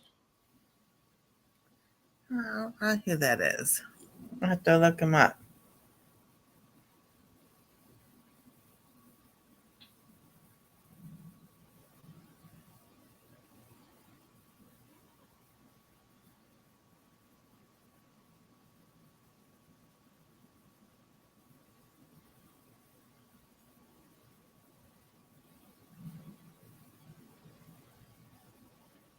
Okay.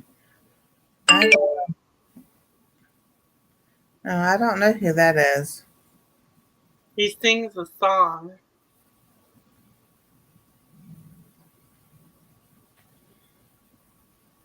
You would have to listen to it, but something wanting to listen.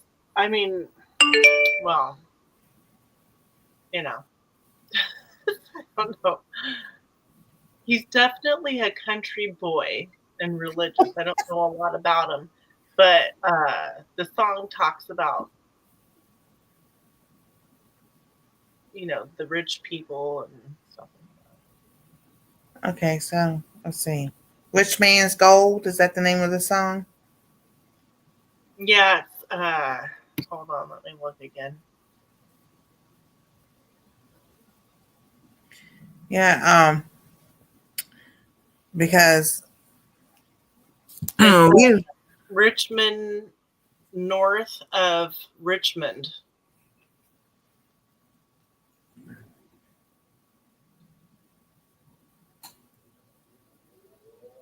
Good night, Miss Job. Have a wonderful sleeping time. Good night, Miss Carla. Good night. Yeah, we didn't really do any sewing tonight because I was like, that was the thing. I said, well, am I going to finish the shirt? Done? And that's what the question mark was about. Was I done with the shirt, or am I just done with the shirt? Yeah, you have to wait until the end to find out. All right, let's see here.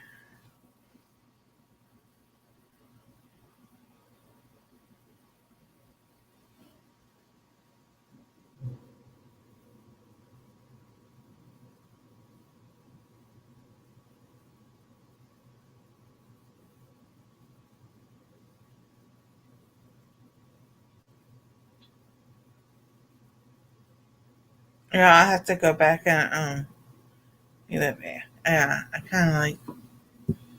I was like, maybe you know that guy.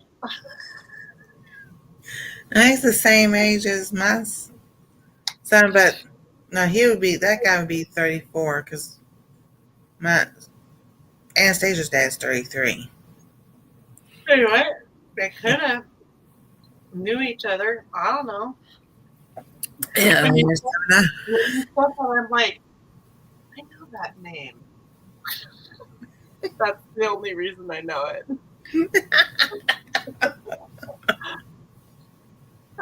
Yeah. I know. Well, yeah, I liked volunteering more than I liked the paid. And then I had a few of the different counties that were like, come over here, come over here. The one county that I volunteered in, the guy, he would always go, when you come in the fire department? I said, when I don't have to be a firefighter. I already tried to pass the test. Didn't do it. And no long after he sat there and said that He goes, you can volunteer. I'm like, and how well do you think it's going to go over with where I'm at right now? He goes, yeah, I know, they're jealous. I'm like, okay. Isn't it crazy to think back when you were like maybe a young parent, right? And thinking about all the things you did and parented and all like everything. Mm-hmm. Like, how did I do all that? I know. You know, it's crazy. Because when he was born, I was going working and going to college. Yeah. And I didn't finish college because he was sick. But then, you know, in 97, you know, becoming a single parent, there were times I worked 2 or 3 jobs and volunteered. Yeah. Yeah. Because I would watch, my daycare preschool kids, for 12 hours, 5 days a week. And then I had my own family and my husband and my house. And I was taking college classes. Maybe that's why, because I think a lot of times people think that maybe they're ADD or ADHD or something like that when they get older. I don't know if I believe that. I think because I've always been like a pretty like mellow person, like I've never been really hyperactive, but I do this one project for so long and then I need to go do this project for so long. And the reason why I think I like do that, like I can't just finish it, stay here all day long and do just this one thing, is because I'm used to the majority of my whole life having to be multitasking and doing like mothering and cleaning and cooking and schooling and all the things. I think that you just get used to doing that lifestyle for so long. When it stops, you then find other ways to, Yeah. Exactly. Yeah. I don't know. That's kind of how I look at it. Exactly, because so go to a brick and mortar school. All right. So we go from 3rd grade through high school. So you've got 6 subjects. Yeah. Easy. Okay. So it's your regular, your basics, your math, your English, your science, and history. Then whether they'll add like art in there or something else. All right. So you learn then how to multitask because you got to learn all those subjects. Right. Plus, you have to get up in the morning, get yourself ready, get into school, however that is, bus or walking or whatever that is. Or if you eat breakfast, when do you eat breakfast? And then you do all the classes. And then after school, I mean, especially if you got like in high school, you would have like an after school job a lot of times or babysitting or whatever. So you're always like going and then, yeah. Yeah, exactly. Or after school stuff. There's band, there's bass. If you're on the baseball team or a basketball team or a soccer team, so school. And then they tried to get you to sell this, that, and everything from the school and for the sports. And then if you do Boy Scouts or Girl Scouts, then you're doing all that stuff. Exactly. Well, go join this program and you got 4-H and Girl Scouts and this, that, and the other. It was to keep everybody busy so they wouldn't get in trouble. But wait a minute, when do you have time to sit there and sleep and breathe? Yeah, and then you watch a lot of lot of people, when they get home from work, they just sit and eat and watch TV, and that's all they do for the rest of the day. Yeah. Like, no, you can't do that. You can, but you need to reduce the amount of it. Yeah. So, in third grade, I started taking piano lessons. So, it was somehow, I don't know how it was worked in either during school time or after school, because my mom drove the bus. So, but, so, every year I had piano lessons.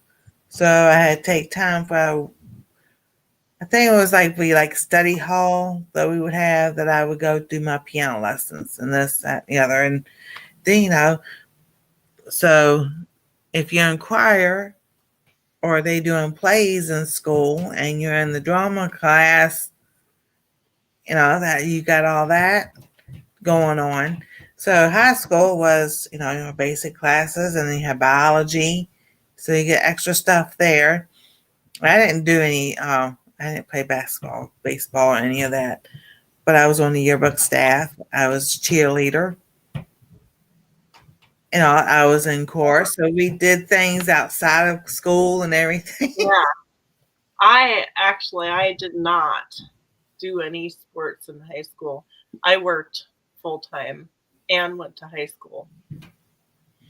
Yeah, I did my senior year because I was saving up for my class ring. And then after I saved up for that, I stopped because I was like, school was more important at that time. And then I picked up, because I was working at Herrschners as the hostess. And then after school finished, I went back up there and started. I wasn't waitressing. They should put me back as a hostess, I think. Anyway. A while ago. Yeah, that's a long time ago. Yeah. I am. When I was, when I was like 8, 9 years old, I was babysitting kids out at the lake when we go camping. Oh, why? I don't know. 12, 13, I was babysitting. They were kids, but forget it. When I was 12, my dad owned a restaurant at the coast. And so I worked there on the weekends, like bussing tables. And during the weekdays, it depended if I had school or not, which one I'd work at. But his friend had a restaurant in another beach town that was more of a like linen tablecloths and stuff dinner place. Yeah.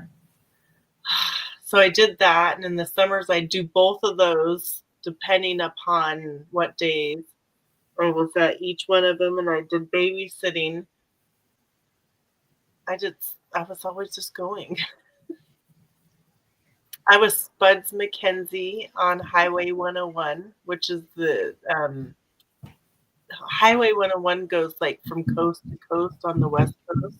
Right. You can travel it and go all the beaches, like down to California or something, I think.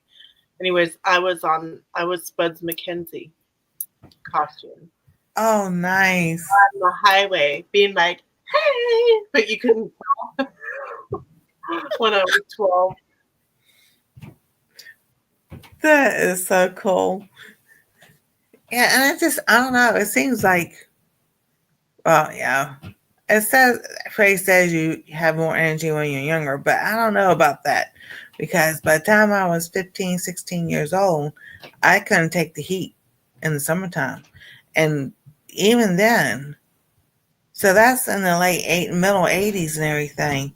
We had days, it was summers that was 101 plus, because they would put, heat warnings, advisories, and all that, and couldn't be outside between 2 p.m. and 5 p.m. or 1 p.m. and 5 p.m. And sure enough, we would get in the pool, get out of the pool. My dad told us it's time to get out of the pool. So, but the pool was nice and warm at nighttime. At 8 o'clock at night, we had a sauna. I bet. Hey, that's a good one. Yeah. So, we've had hot summers, and some of these younger other people on YouTube and everything, well, it's never been like this before. I'm just like, wow, I say, you need to go and talk to some older people. Let them tell you anything about what they remember about the weather. Yeah. Yeah, because it's been that hot. Yeah. Because I remember when my sisters and brother used to tell me, like when I was younger, like in the 70s, they're like, we used to have snow every year until you were born. I was like, oh man, what my fault? What went up in space in 1969? They went to the moon. The weather changed after that. Yeah, I know. I feel the same way.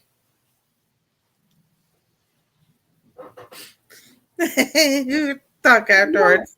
They I must mean, have had like a fire or something and lost all the drawings and stuff like that of how they actually did that. oh, The equipment and stuff like that they used to go to the moon. You know how they built the engines right. and all the things that they needed to get there. They must have had a fire or something and it burnt all the maps and directions and instructions to it because they can't seem to do it again. That's too bad. You would think with modern technology they would have had it down. But wow, they were smarter way back. Yeah, I know. Right? Oh no, forget. I was home. I was home. We were home. I was home from school, and we were watching the space shuttle go up, and we watched it blow up. The one in 80 was it 86? Oh, I forgot what the name, which one they named it, but they had the teacher, huh?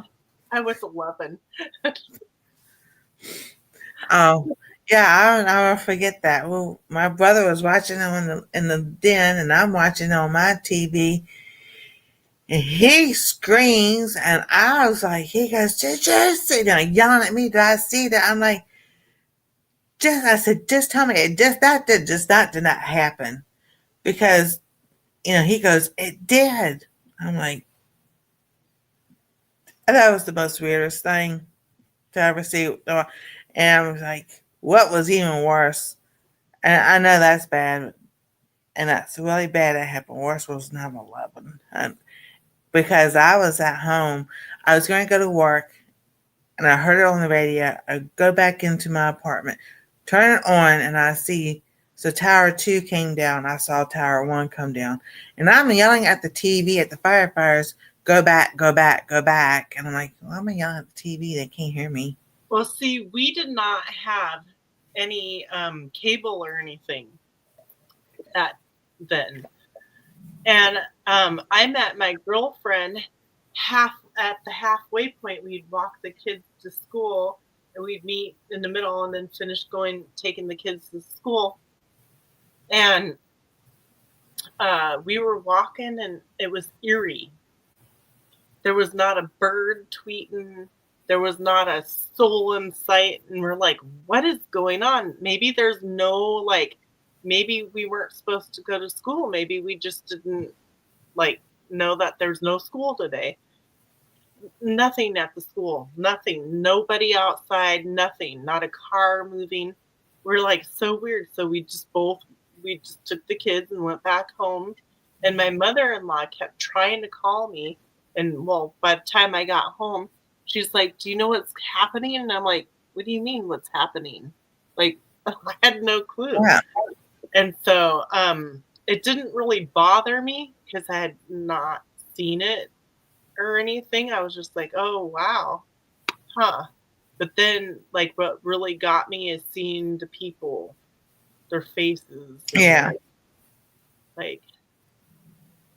But Yeah, yeah, we were in South Carolina, and when I got to work, I know that I didn't have to be there till 11, and so they're all upset and everything else and everything. So I had dated a guy a few years earlier. He was an EMT in New York City, and I'm sitting there trying to get in touch with him to see if he's okay and everything. And all I have his, AOL, messenger and everything through the computer and all.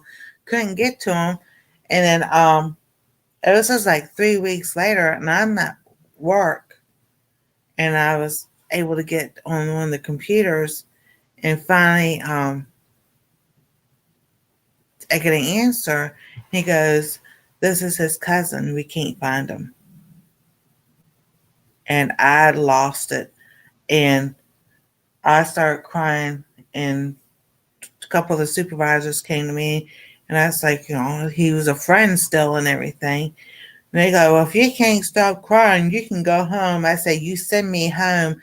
I'm getting my kids, I'm packing the car, and I'm going to Virginia because I'm going to drop them off with my parents, and I'm going up to New York." Because it was an all call. It didn't matter if you had your national paramedics or anything. It was an all call for all EMTs, medics, whoever to come up and volunteer. And I said, "I will be gone." yeah. They go, "Oh, no, just go in the room." And, I won't say where I was working at. But they were like, "Just go in there, get yourself up. So we don't need you crying for all of the kids." I'm like, So they're young adults. my dad was, and I always forget the name of it. What's the name of the military that go and tell people when another military person passes?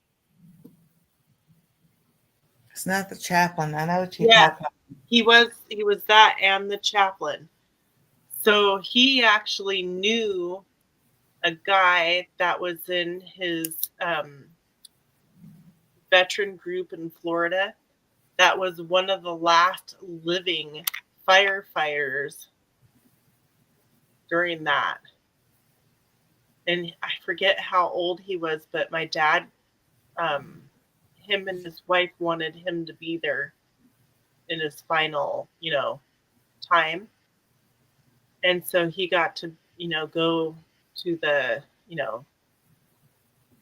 be there for him when he was ending Yeah. because of the cancer that he got from all the Asbestos stuff and everything. You got to remember, those towers were built in the 1960s, 1970s and everything. So they've been there for a long time and all. And I did talk to him. He called me like a couple months later or whatever. He told me that "I'll never be the same." And I said, "No." I said, "What happened?" He was in tower 6, 5 or 6. And he goes, "And when the other ones came down, it had knocked some of the one he was in, it knocked part of the building." He goes, "They were getting a person out." He goes, "It was so bad, it blew his clothes off of him, and he was just covered." He goes, "He was in a coma for 6 weeks." Oh, yeah, because of 3 weeks he was in a coma. Because his cousin said they were making plans for burial. They were going to do a ceremony, have a memorial and everything. No, because he was in a coma. Yeah. They didn't So know who he was because he had no ID. That makes sense. yeah. He said, no clothes, no ID, no nothing. So he said when he woke up, he didn't really know where he was at until he kind of kept coming around and everything. They were talking to him. He guess he did remember his name and everything, so he was able to tell him his name and everything. And so I guess that was on a list. But the thing of it was, he said they didn't keep him in New York because New York was so full. He was in a hospital in New Jersey. and nobody thought to look for him there. Wow. So he goes, yeah, he goes, I'll never be the same. He goes, that worse than a war. He goes, that was worse than a war zone. I said, I believe it. Yeah. There was a lot of coverage on it. Yeah. So, you know, and as an EMT and security and everything, being right there in the front line and everything, I've seen things and everything. And, you know, that's just the way, you know, if you've got that in you, you understand when that happens to other people, you know, military and everything, law Yeah. enforcement, because that's what God put in us. We rushed in to go save. We're there to help. That's what we want to do and everything. And, you know, it's like I wanted to reach for that TV and just yank them back. Don't go that way. You know, but Yeah. that's what they're trained to do and everything. And you know, I've seen things. I had, you know, like that fire, and I've seen other things. Um, Even as a security officer, we were trained to put out fires and everything because you know, I was at HP. Hewlett Packard was one of the places I was at. We were trained to sit there to put out, you know, the fire extinguishers and everything. We're the first ones there to help everybody out. So they did have a trash can fire right after we had trained for it. It's like, that's interesting. How did that happen? It's a mystery. Exactly. Uh, Do I miss it? Every once in a while, I'll, you know, miss it. But even at this point in time, if I had stayed in it and retired, I would want to be a teacher. I didn't want to stay in the field all the time.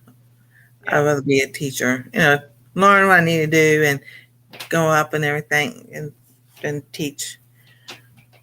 So, but I knew in 2004 something was wrong when it was just me and the regular guy. He was my driver at the volunteer. And we had this little old lady. She probably didn't weigh 80 pounds soaking wet. But the stretchers were the ones that are heavy. So we're coming out of her mobile home trailer. And I've got her feet. He's got the head. And as I've got the feet, this arm just goes whoop like that. And she goes, "Are you okay, honey?" I'm like, "I'm fine." Because she saw my face. It's like, so we go to the hospital and everything. And we get the, you know, he goes, "What happened to you?" I'm like, "I don't know. It's, it's not my shoulder that gives out. It's right here. It's this muscle. It's the fibromyalgia. That's the muscle, and I can do, and I've done weight training and everything, and building my. I'm strong as an ox, because here down it's not the Science Museum. It's called COSI. They have a thing you can test your strength, and I was like 5 years ago we went, but and we were all taking turns and everything, and I took that thing, and I was like, I had more strength than my son. And he's strong. I was like, he looked at me, he goes, "Mom." I'm like, "What?" He goes, "Dang, I used to have that much strength. I don't look like it, but I do." You're like, so don't mess with me.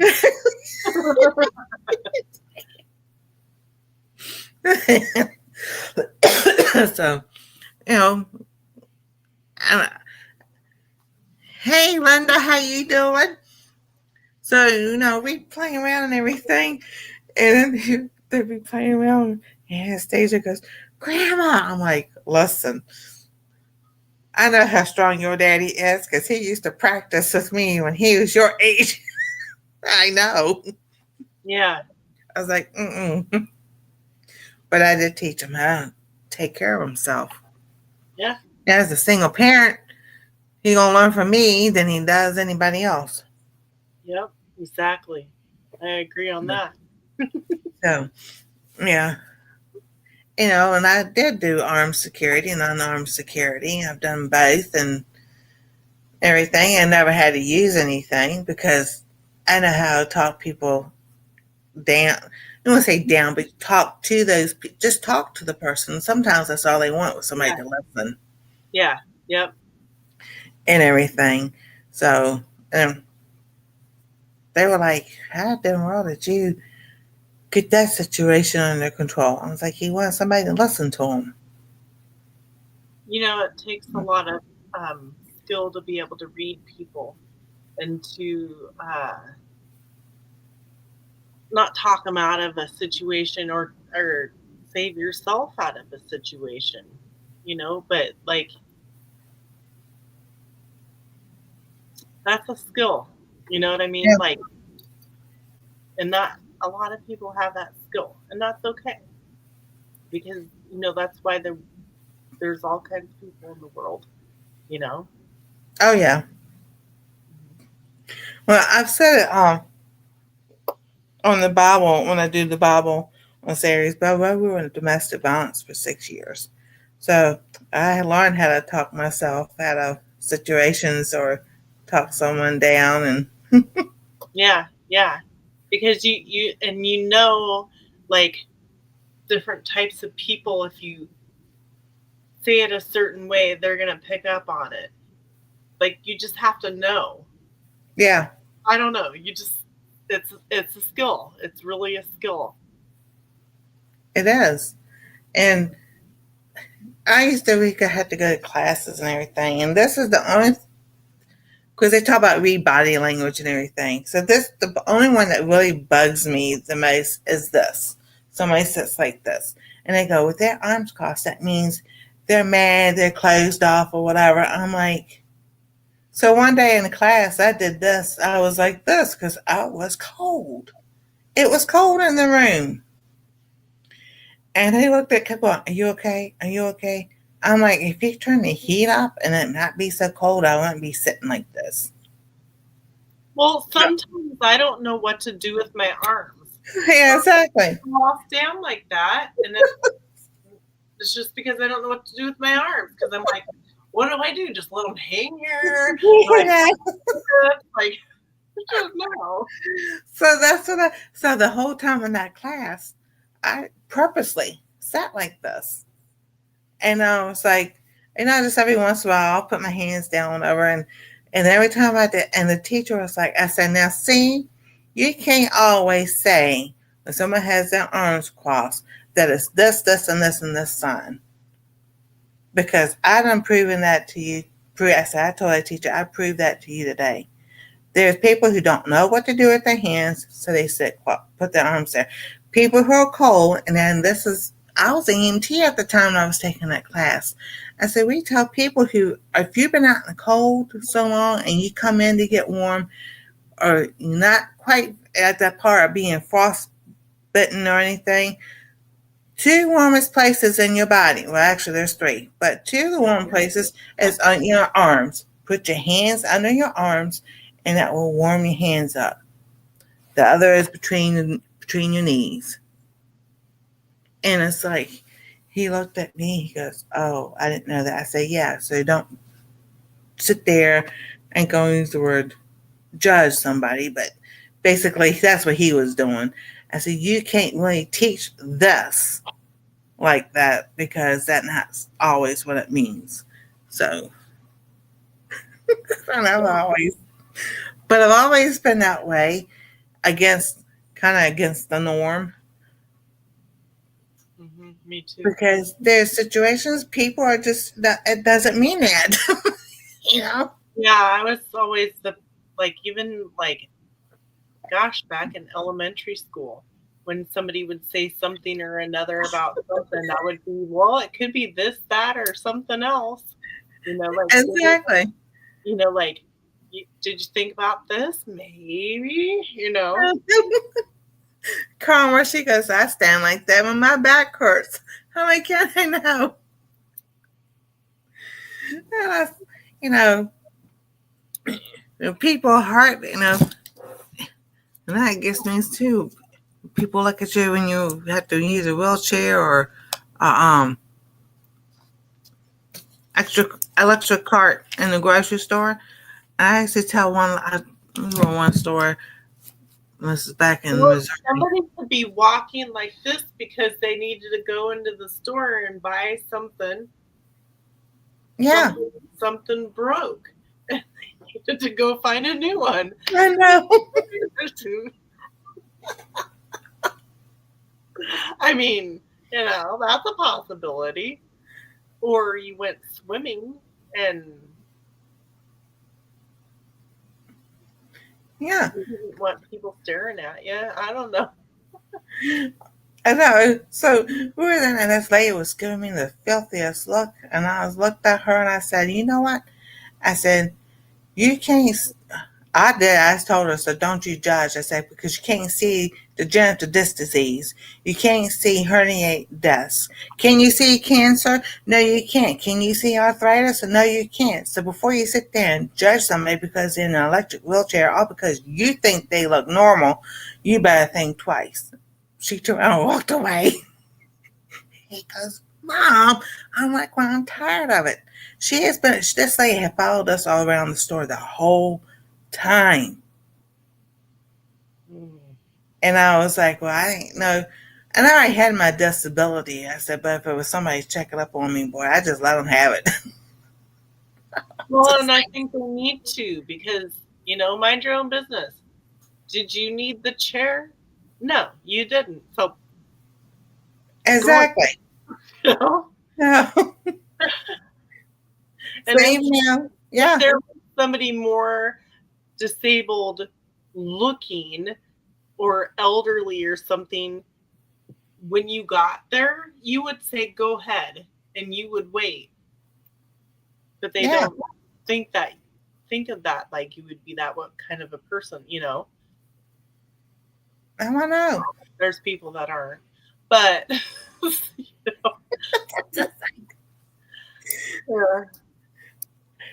I was like, so one doctor in Missouri said, in 10 years, so this was back in 2010, 2011, he goes, in 10 years, I'll be in a wheelchair. I looked at him and said, I don't know, I won't either. But I was in a wheelchair in the beginning because I couldn't move. I really was, very limited on mobility. And plus, being that way, I had gotten up to almost 400 pounds. And so it took me 10 years to lose 100 pounds.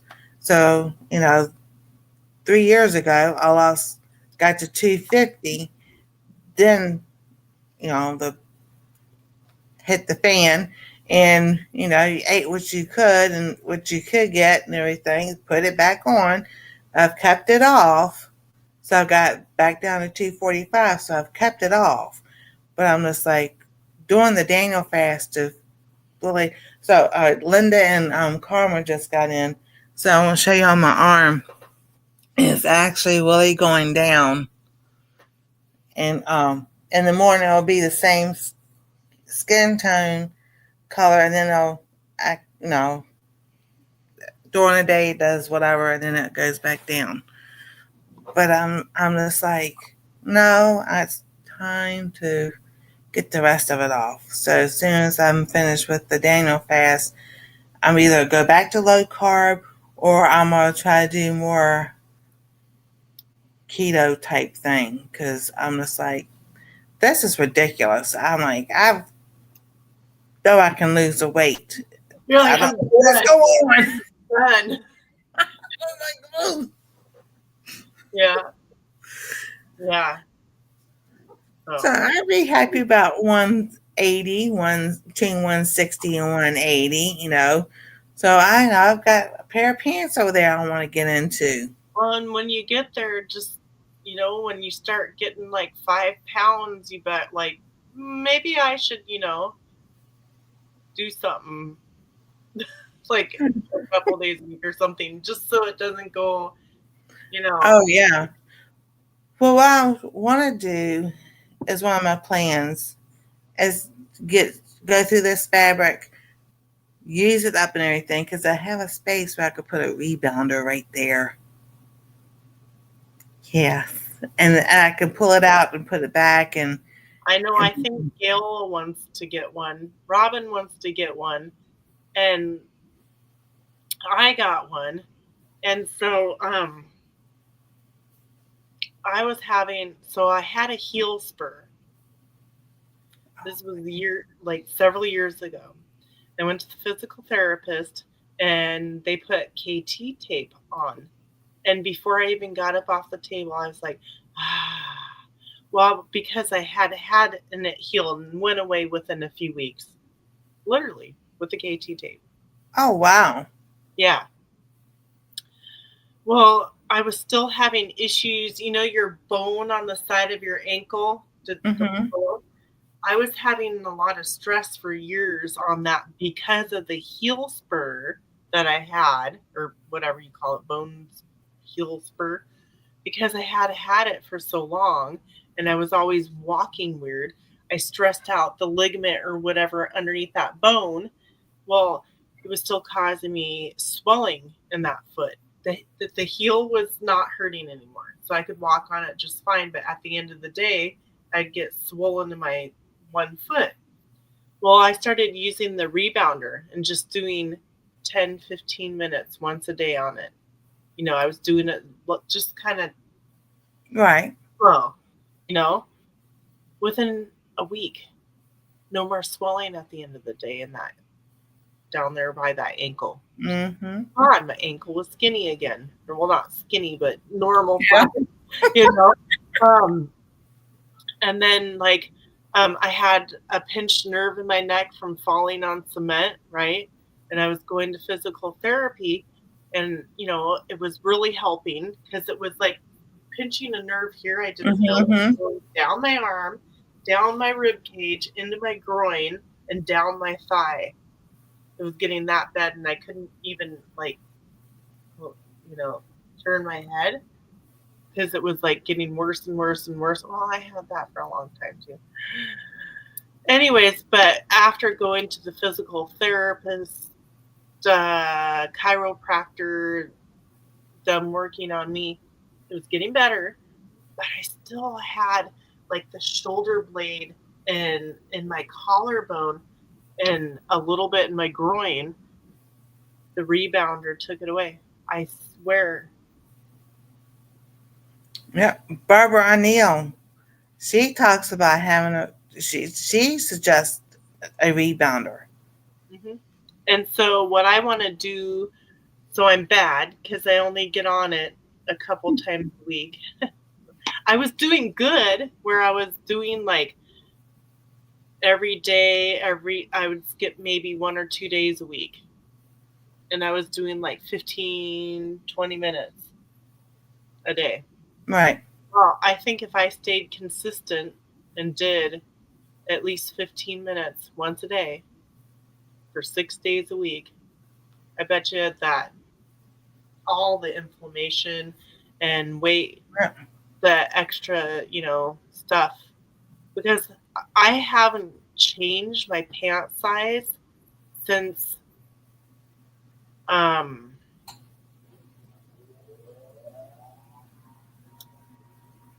see how old is she? My one daughter's 23, so about 22, 21 to 22 years I've wore the same size of clothes, so I don't go over. Right. I'll lose a little, like different seasons, and then I'll just kind of go back. But I want that machine that you stand on that tells you what your fat percentage is in the different parts of your body. Yeah, I saw that. It was pretty cool looking. Because if you look at those charts and you took somebody your same bone structure, your same height, age, whatever, that person might have like hardly any muscle, right? And you might be like, exactly, right? But you can't tell, and you guys weigh the same and everything, but the chart's saying that you both should be this way. Well, that to me is wrong. Exactly. Like, how can I take somebody that's my height, my weight, my age, who sits at a desk and walks to their car, versus me who's lifting like 5-gallon buckets of water and wheelbarrows and hay and stuff like that. There's a little difference there, maybe. Exactly. Karma says, one doctor wouldn't prescribe an electric wheelchair for me because he said I would never get out of it. That was 10 years ago. I just finished removing the sod from a 12 by 8 foot area by shovel by myself. Mm-hmm, that's right. Exactly. Yeah, you probably would have. You would have thought, well, this is my life now. Yeah, fight it. Fight it, Yep. ladies and gentlemen. Yeah, because in Springfield, Missouri, they have a place, I forgot what it was called, but it helps you get a wheelchair and a shower chair and everything. And so I got those, and my son would, he pushed me around and everything. But I told him, I said, I'm not going to be be in this the rest of my life. This is just temporary. And they would go, that's not what the doctor said. I don't care what the doctor says. He doesn't have the final authority on anything. Yeah, it's the will of the person. Exactly. So I'm like, Karma, I think, not that I think I've gained weight. I don't think I have, but I think when doing the Daniel fast, you kind of gain weight a little bit, but then you lose it. But I was just like, I just know those 5 days, this is clear, like I said, but this part right here, that's from that rice. And that should just made me new rice. I'll probably, let's see, tomorrow is grocery day, and they talked about either having Chinese or ramen from the ramen store. So now if they do the ramen, they have a tofu ramen that I used to get all the time. I just I don't have to eat the noodles. Now, if they do the Chinese, I can do the same thing because they have a tofu dish. Oh, there you go. That sounds delicious.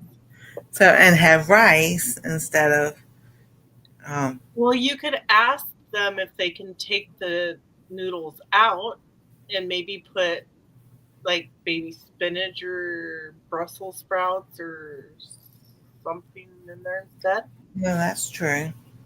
Maybe. Just because you're allergic to it. That's what you Well, yeah, because they use a vegetable broth because the chicken one, well, you got the chicken and the pork and everything else. The chicken, they don't use chicken broth. They use a pork broth with it. And so I was just like, no, I'm not going to have that just because we've been eating the same places for the last 4, 5, 6 years. So we kind of know, and they know us. So I was just like, we call and they ask what vegan options or vegetarian options they have. And, they have it on the website also. But, tomorrow I could make my own rice and I still got frozen vegetables I'm using up. And that's one thing, I made a soup. I took hominy and cauliflower. Oh, yeah. I love hominy soup. So good. She goes, no, I have the wheelchair. I needed it, but he refused to prescribe it. Another one, doctor got it for me. Yeah, see, I don't understand some of these doctors. They see you need something, but they ain't going to get it for you. That's like my regular doctor. I asked him about when it was a wheelchair or something else. He goes, Your insurance ain't gonna pay for it. I'm like, I already talked to them. They say all you gotta do is prescribe it. Because you don't need it. It's like, it's like, what is wrong with you? He goes, I don't want you getting used to it. I'm like, not that I'm not used to it. I just when I go to the mall, I can't sit there and walk the mall. I need something else. Yeah. So, but I do need to fix my turmeric pills or my turmeric powder and use that because I noticed that was helping. And then, well, my finger was where I could close it earlier, but it's tight tonight. So, yeah, it could possibly all be the nightshades I was eating all around the holidays. So, but I told my son today, I said, I'm not having surgery again on this hand. I'm like, Right. I'm not doing that. You know, I'm left-handed and I use this hand for a lot of things. And I've got the brace. So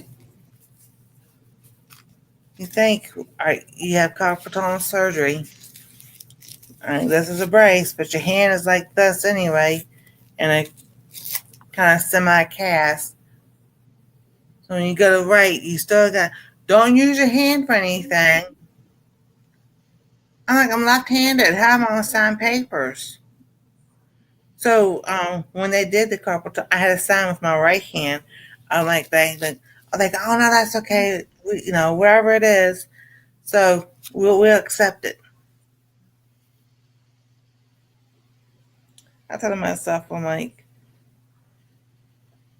so somebody could come in here and say there's so and so. I know they look at people's IDs and everything, and you're gonna accept And it. they'll be like, you know what? Nancy, who's passed out over here, we think she needs, this kind of thing. So let's just fake her signature. Exactly. So I couldn't believe I never said that. But like on here, see, earlier I had it on because I Oh, had. I know. When you use your debit card or whatever it is, sometimes they say, "Oh, can you sign?" Yeah, you have to sign. Mm-hmm. And so I just go, shh. Why do I have to sign? Even when I try to make it right, it doesn't even look right No. on the thing. The little pad. Yeah, I know. Doesn't matter. Doesn't matter at all. So I tried wearing this the other night to bed so I keep my hands straight and everything. I woke up and it was off. I'm like, I took it off in the middle of the night and didn't know it. You're like, It's like, oh goodness. So I'll do massage, and I know. And see, this right here is that carpal tunnel release. So that's exactly right here, like it was the first time. I said, no, I'm not doing that. I need to order me some I vitamin wonder D. if something here that you could do that would, like. See, I think so too because you know, and Because I. I'm like, before I go to bed at night, I will roll my shoulders backwards and then roll them forwards just slowly a few times for stretching before I go to bed and after or when I first get up. So, and I also do that with my ankles in bed when I first go to bed. Just doing some stretches before I get out of bed, you know. So I think that's really important too. And I got a Everybody. right size ball of yarn to sit there, and I don't. Sometimes I'll do squeeze it, but just to have it in my hand because that makes that muscle memory come back that it needs to be doing Right. something. You remember in the 80s, those guys that had those hand things? They'd be Squeeze them. Yeah. Just see Nancy doing that. So this is my left hand. This is the right. But you can see, and we can see how swollen this is right here compared to my right. Yeah. So that's swelling. And what they want to do, I'll give you a cortisone shot to get the swelling down. I don't think so. Mm-mm. No way, Jose. Now, what if you put an ice pack on it? I like the one I have on the bed. I do have one. I need it as a hot cold pack. So I can do cold and I can do heat and everything. And I need to get back to doing that. You know, but like I said, I'll sit here and then I'm typing on the computer. So I try to get the finger to stretch. But I do take breaks to where I just sit here and relax this hand.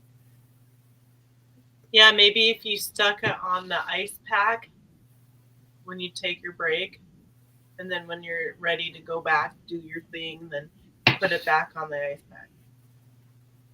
Yeah, because maybe try it a couple times, for maybe an hour or two during the day sometime, and just see.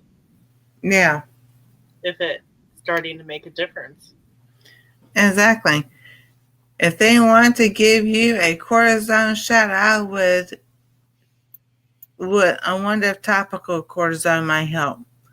I've got that too because the allergist gave me it for here, but I don't think that's the same thing. I don't know. Biotin. Biotin? Oh, see, I ran out of my B complex. A biotin spray is like a spray. You shake it and you spray it like, say you were digging or your hip was hurting or something. You spray it on there and it does kind of this hot, cold feeling. Right. So it helps like you get through that soreness. Be helpful if I be putting the Tiger Balm on there. Actually, so we use that sometimes. What do we have? Aches or pains. Oh no, my dad used to use Bengay every time he got out of the shower. He was of that stuff all over him. Well, he worked in a warehouse too, so but we come out. I think you couldn't hide from anybody because where you're at.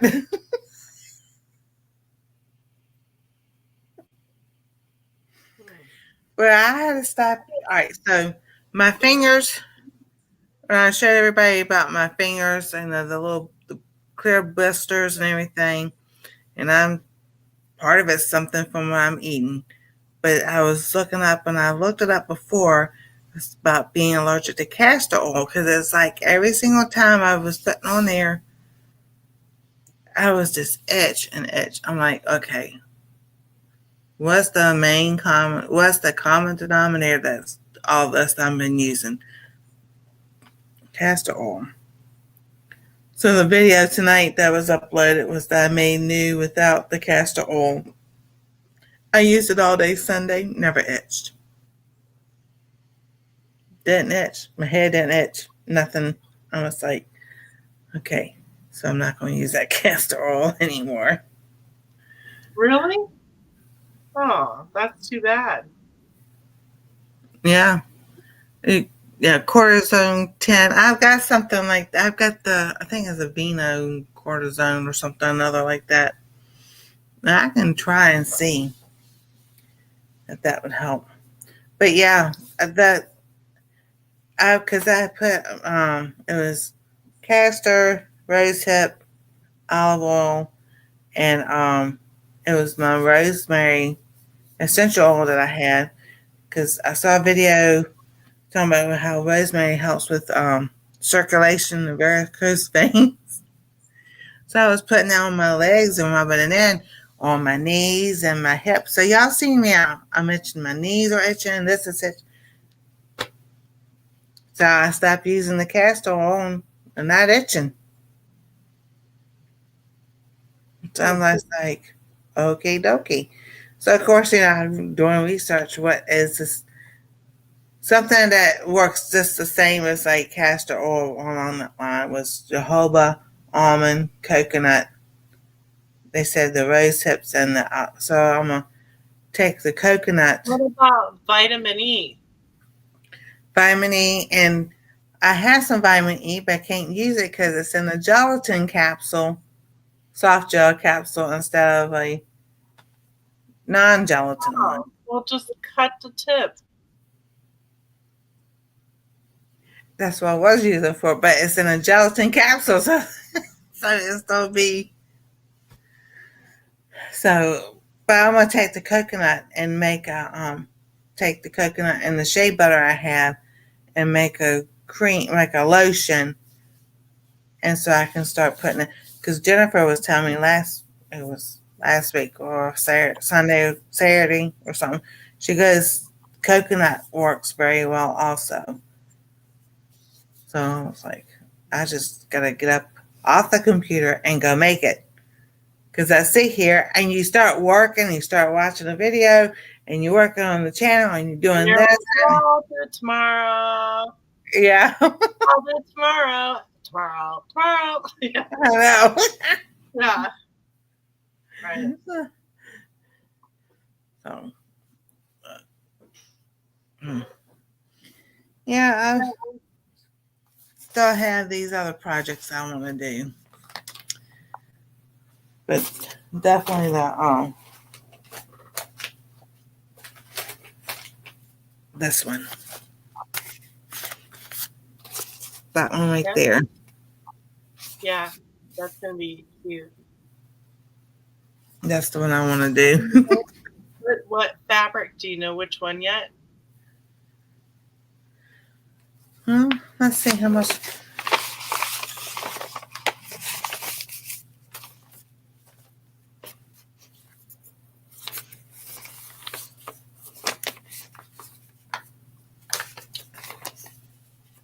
Alrighty, come on, open up.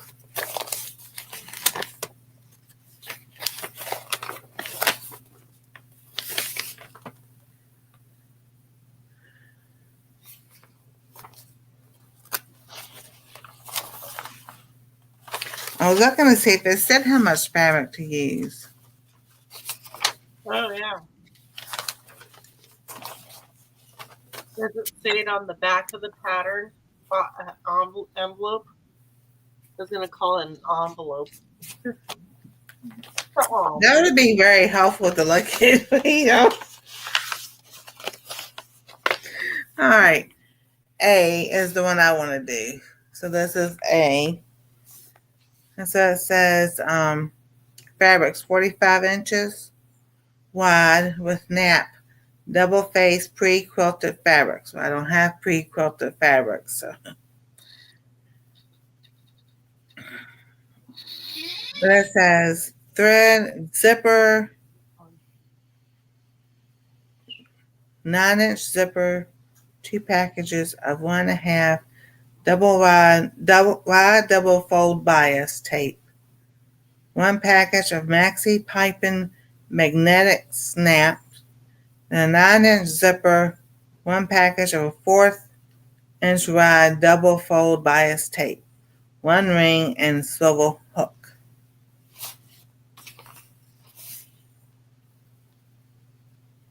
That doesn't look like A. Yeah, and a zipper. Maybe it has an inside pocket that has a zipper.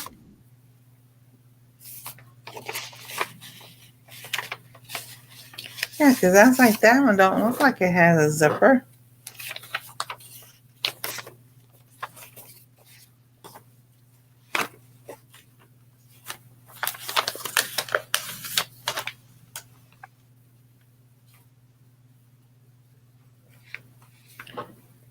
The handles, bands, lining, and inside pockets interfacing.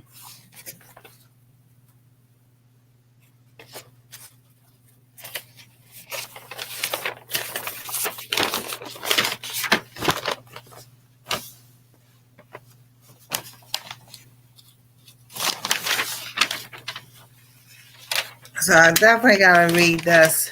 I'm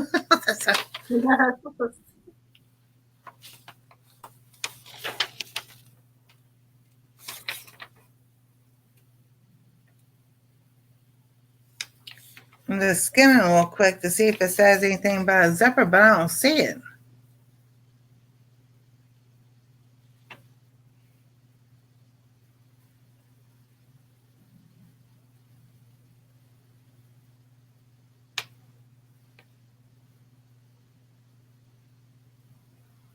Yeah, it doesn't even say anything about a zipper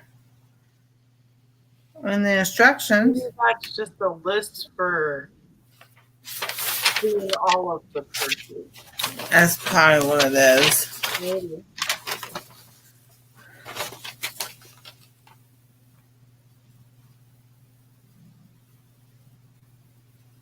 Yeah, because bag D and Wow. is the one that has the zipper. Okay. So I was looking up exactly what the nap of the fabric is, and it's the design. So when you're cutting out the fabric with the pattern, it's with, maybe this will help.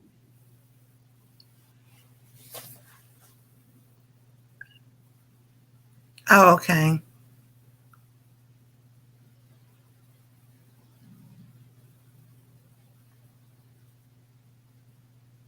And so it's the lines of the way the fabric goes. Is that what they're talking about? Yeah, so it's like, like a corduroy fabric, like maybe when you're cutting it, it'll tell you whatever direction it's supposed to go.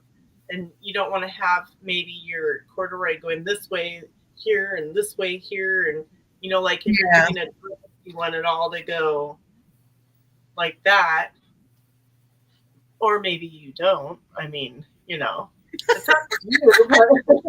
But I mean, according to what the pattern's telling you.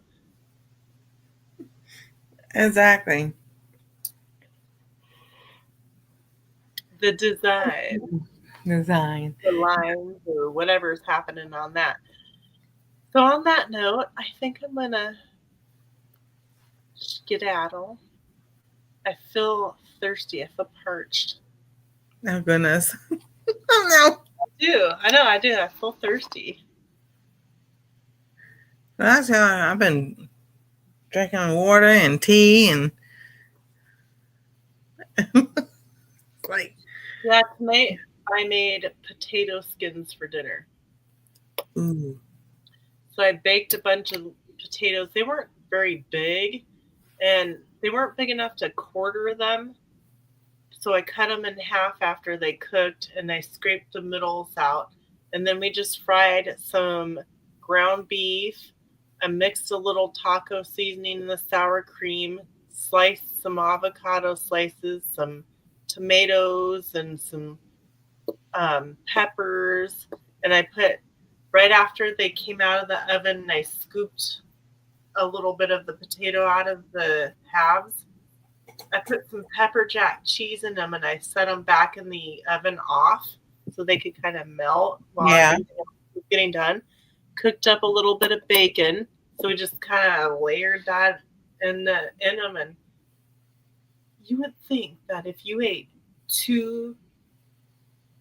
what was it? 3? Yeah, 3 halves. So it would be 1.5 potatoes minus the potato. Yeah. Out of the middle, the most of it. I couldn't finish. I thought I was going to explode. Like it looks like, because I kept thinking, I don't know if this is going to be enough, like to filling enough for everybody. Right. And my husband said he had four of them on his plate, and mind you, they were like this. They weren't like big, little potatoes. And he had 4, so it had been only 2 potatoes with the stuff. and he's like full stuffed. So they were filling. So There you go. they were pretty good. So, Oh, that's good. I so there know. was a lot of protein in that meal. Oh yeah, that's good to have. You know what I want to do is I want to figure out how many grams of protein that I need for me at my age for the weight that I want to be, not what I am. Because I don't want to maintain anymore. Exactly. You know what I mean? So I feel like maybe if I dial that in, then the camouflage will go away. I know. I'm not really worried about it, but I think the biggest thing that I want to do is try to do the rebounder every day for 15 minutes, twice a day. I feel like if I did it in the morning and then if I did it at night, like, eat dinner. And I'm thinking about eating a bigger meal at lunch, not a like big meal, but instead of like reversing lunch and dinner. So that way I have something lighter and then stop. Well, I don't eat snacks, but eat my dinner a little bit earlier because it's better for it to digest before you get Right. unactive. But switching lunch and dinner, because then that way I have the heavier meal when I'm most active.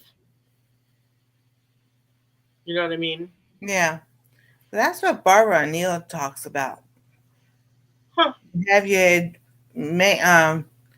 bigger meal at lunchtime and then lighter meal. And she says it's taught the way they used to call it is eat like a queen. You know, you Eat like a king and then eat like a queen. right. And then breakfast would be a healthy, a hearty meal, and then lunch your main meal, then your dinner would be a lighter. Yeah, because I hardly eat anything at lunch. But maybe it would be better. Maybe I'm burning more calories at that time, but I'm not eating as much. So if I switch them, then it would actually maybe burn my dinner calories to whereas my actual, you know what I mean? Yeah, I know what you mean. Yeah. So it's worth an experiment. And like fasting, I already like naturally have done that my whole life. Even though I never knew what it was for a long time. It's just how I am. I don't like I stop eating, at dinner. After dinner I don't eat nothing. And then I don't eat until like lunchtime. Oh no, they call it intermittent fasting. I'm just like, there's some people who just can't eat breakfast at all when they get up. And then there's people who have to eat breakfast when they get up. Yeah. He said, I broke the fast yesterday.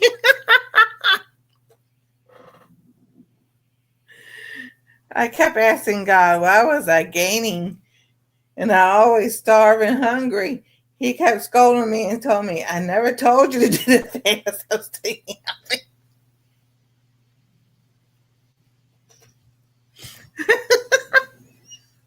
okay, Karma. I understand because today was kind of a hard day. I was sitting there meat and dairy, and I feel much better. And I have lost 2 pounds There you go. because I was just like, I can make this today. I can make that. I'm like, no, I can't. So I had my eggs. I had 2 eggs. Well, so usually around 11 o'clock or so, lunchtime, I have 2 eggs. Okay. But then by dinner time, usually I'm good till dinner time. Today I was really hungry, and I'm just like, oh, Now, here's an idea, because you have to eat something different than the family most of the time anyways, correct? yes. Now, if they're having something for dinner that you can eat, well, I was just wondering, maybe you can switch your dinner and your lunch. So you could save dinner, like say you save dinner tonight, you could eat that for lunch tomorrow. Yeah, because I've got plenty of chicken. Yeah, I know what you're saying. All right, so the problem is not, all right, when they have like chili, spaghetti, and everything, that's easy. I can, yeah. So when he fixes his chicken, like they do the honey chicken or they do the pan chicken, he uses paprika and cayenne pepper and the spices because that's what they like. And I'm like, I can't have that. And potatoes. So my daughter-in-law keeps going, I don't know why you can't have potatoes. I'm like, we've been going through this for a long time and you still don't understand that? I'm like, it's not that I can't have potatoes. Obedience brings rewards. And that's why I got this little ruler right here. So I know karma. So I'm like, potatoes cause inflammation. That's why I put the link to that video. That girl was explaining about what the nightshades do and everything and why it causes inflammation. So if I'm not eating potatoes, but he's cooked the chicken with paprika and this spice and then added cayenne pepper and stuff and everything, and it's increasing my inflammation instead of taking it away, then that's stuff I don't need to, I need to stop eating. Exactly. So most of the time you're doing your own thing anyways. Yes. I guess that wouldn't work too much for you then. Yeah. So it's only maybe 2 nights a week, maybe. All right. So tonight they decided they had hamburgers.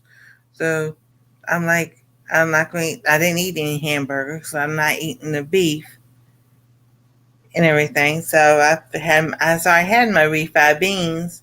And I just made it into a soup instead. So tomorrow, like I said, it's grocery day. So then they'll cook Wednesday. So tomorrow it could be either ramen or sheets, and I'm not getting that again. So last week when they went grocery shopping, the power went off. Like we had all that snow because someone had a car accident. So, but this week, I'm gonna fix something in the morning, and that way, while around lunchtime, it may What's be. funny, grocery shopping's tomorrow for us too. It's like so. Well, I have found a channel that shows how to make bread out of out of nuts. They used pumpkin seed and flax seed. They've done sunflower seed and everything, mix it all together. So I want to try that. That sounds delicious. Yeah, because Ezekiel bread, that stuff's expensive now. Oh yeah, but that sounds really yummy. So I'll let you know when I make it. Yeah, yeah. All right. Well, I should let you go because I'm getting slayed by. I know. I don't know how you can stay up so late. Normally, it's like um, after I got to the 4,000 hours, I was like, no, thank you. I can go back to regular schedule. Then I get to my thinking, I guess don't do lives only 3 days a week. What kind of regular schedule is that? So before you can start your purse, there needs to be more progress on the shirt. Yes. You're going to finish it. I'm going to finish the shirt. Succeed. You can do it. Definitely.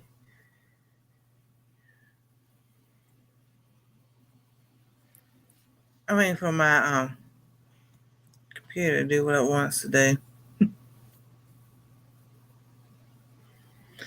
Oh, Karma son. That's why I told you about me breaking.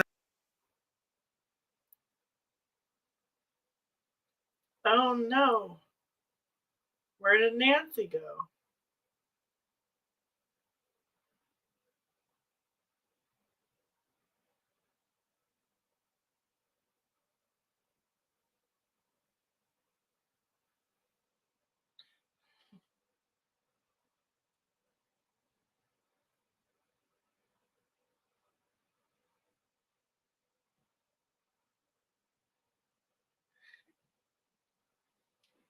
Yeah, I don't fast on purpose. It's just I'm not hungry.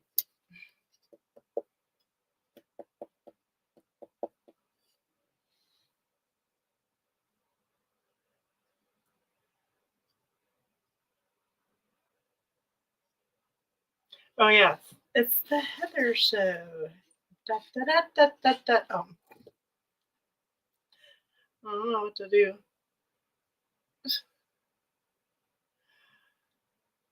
Oh, here she comes. I'm too tired to do a Heather show. There's my computer as long to do its own thing. Were you watching? Yeah, I was watching on my phone. I'm like, okay, I'm done. Over, canceled. Get rid of it.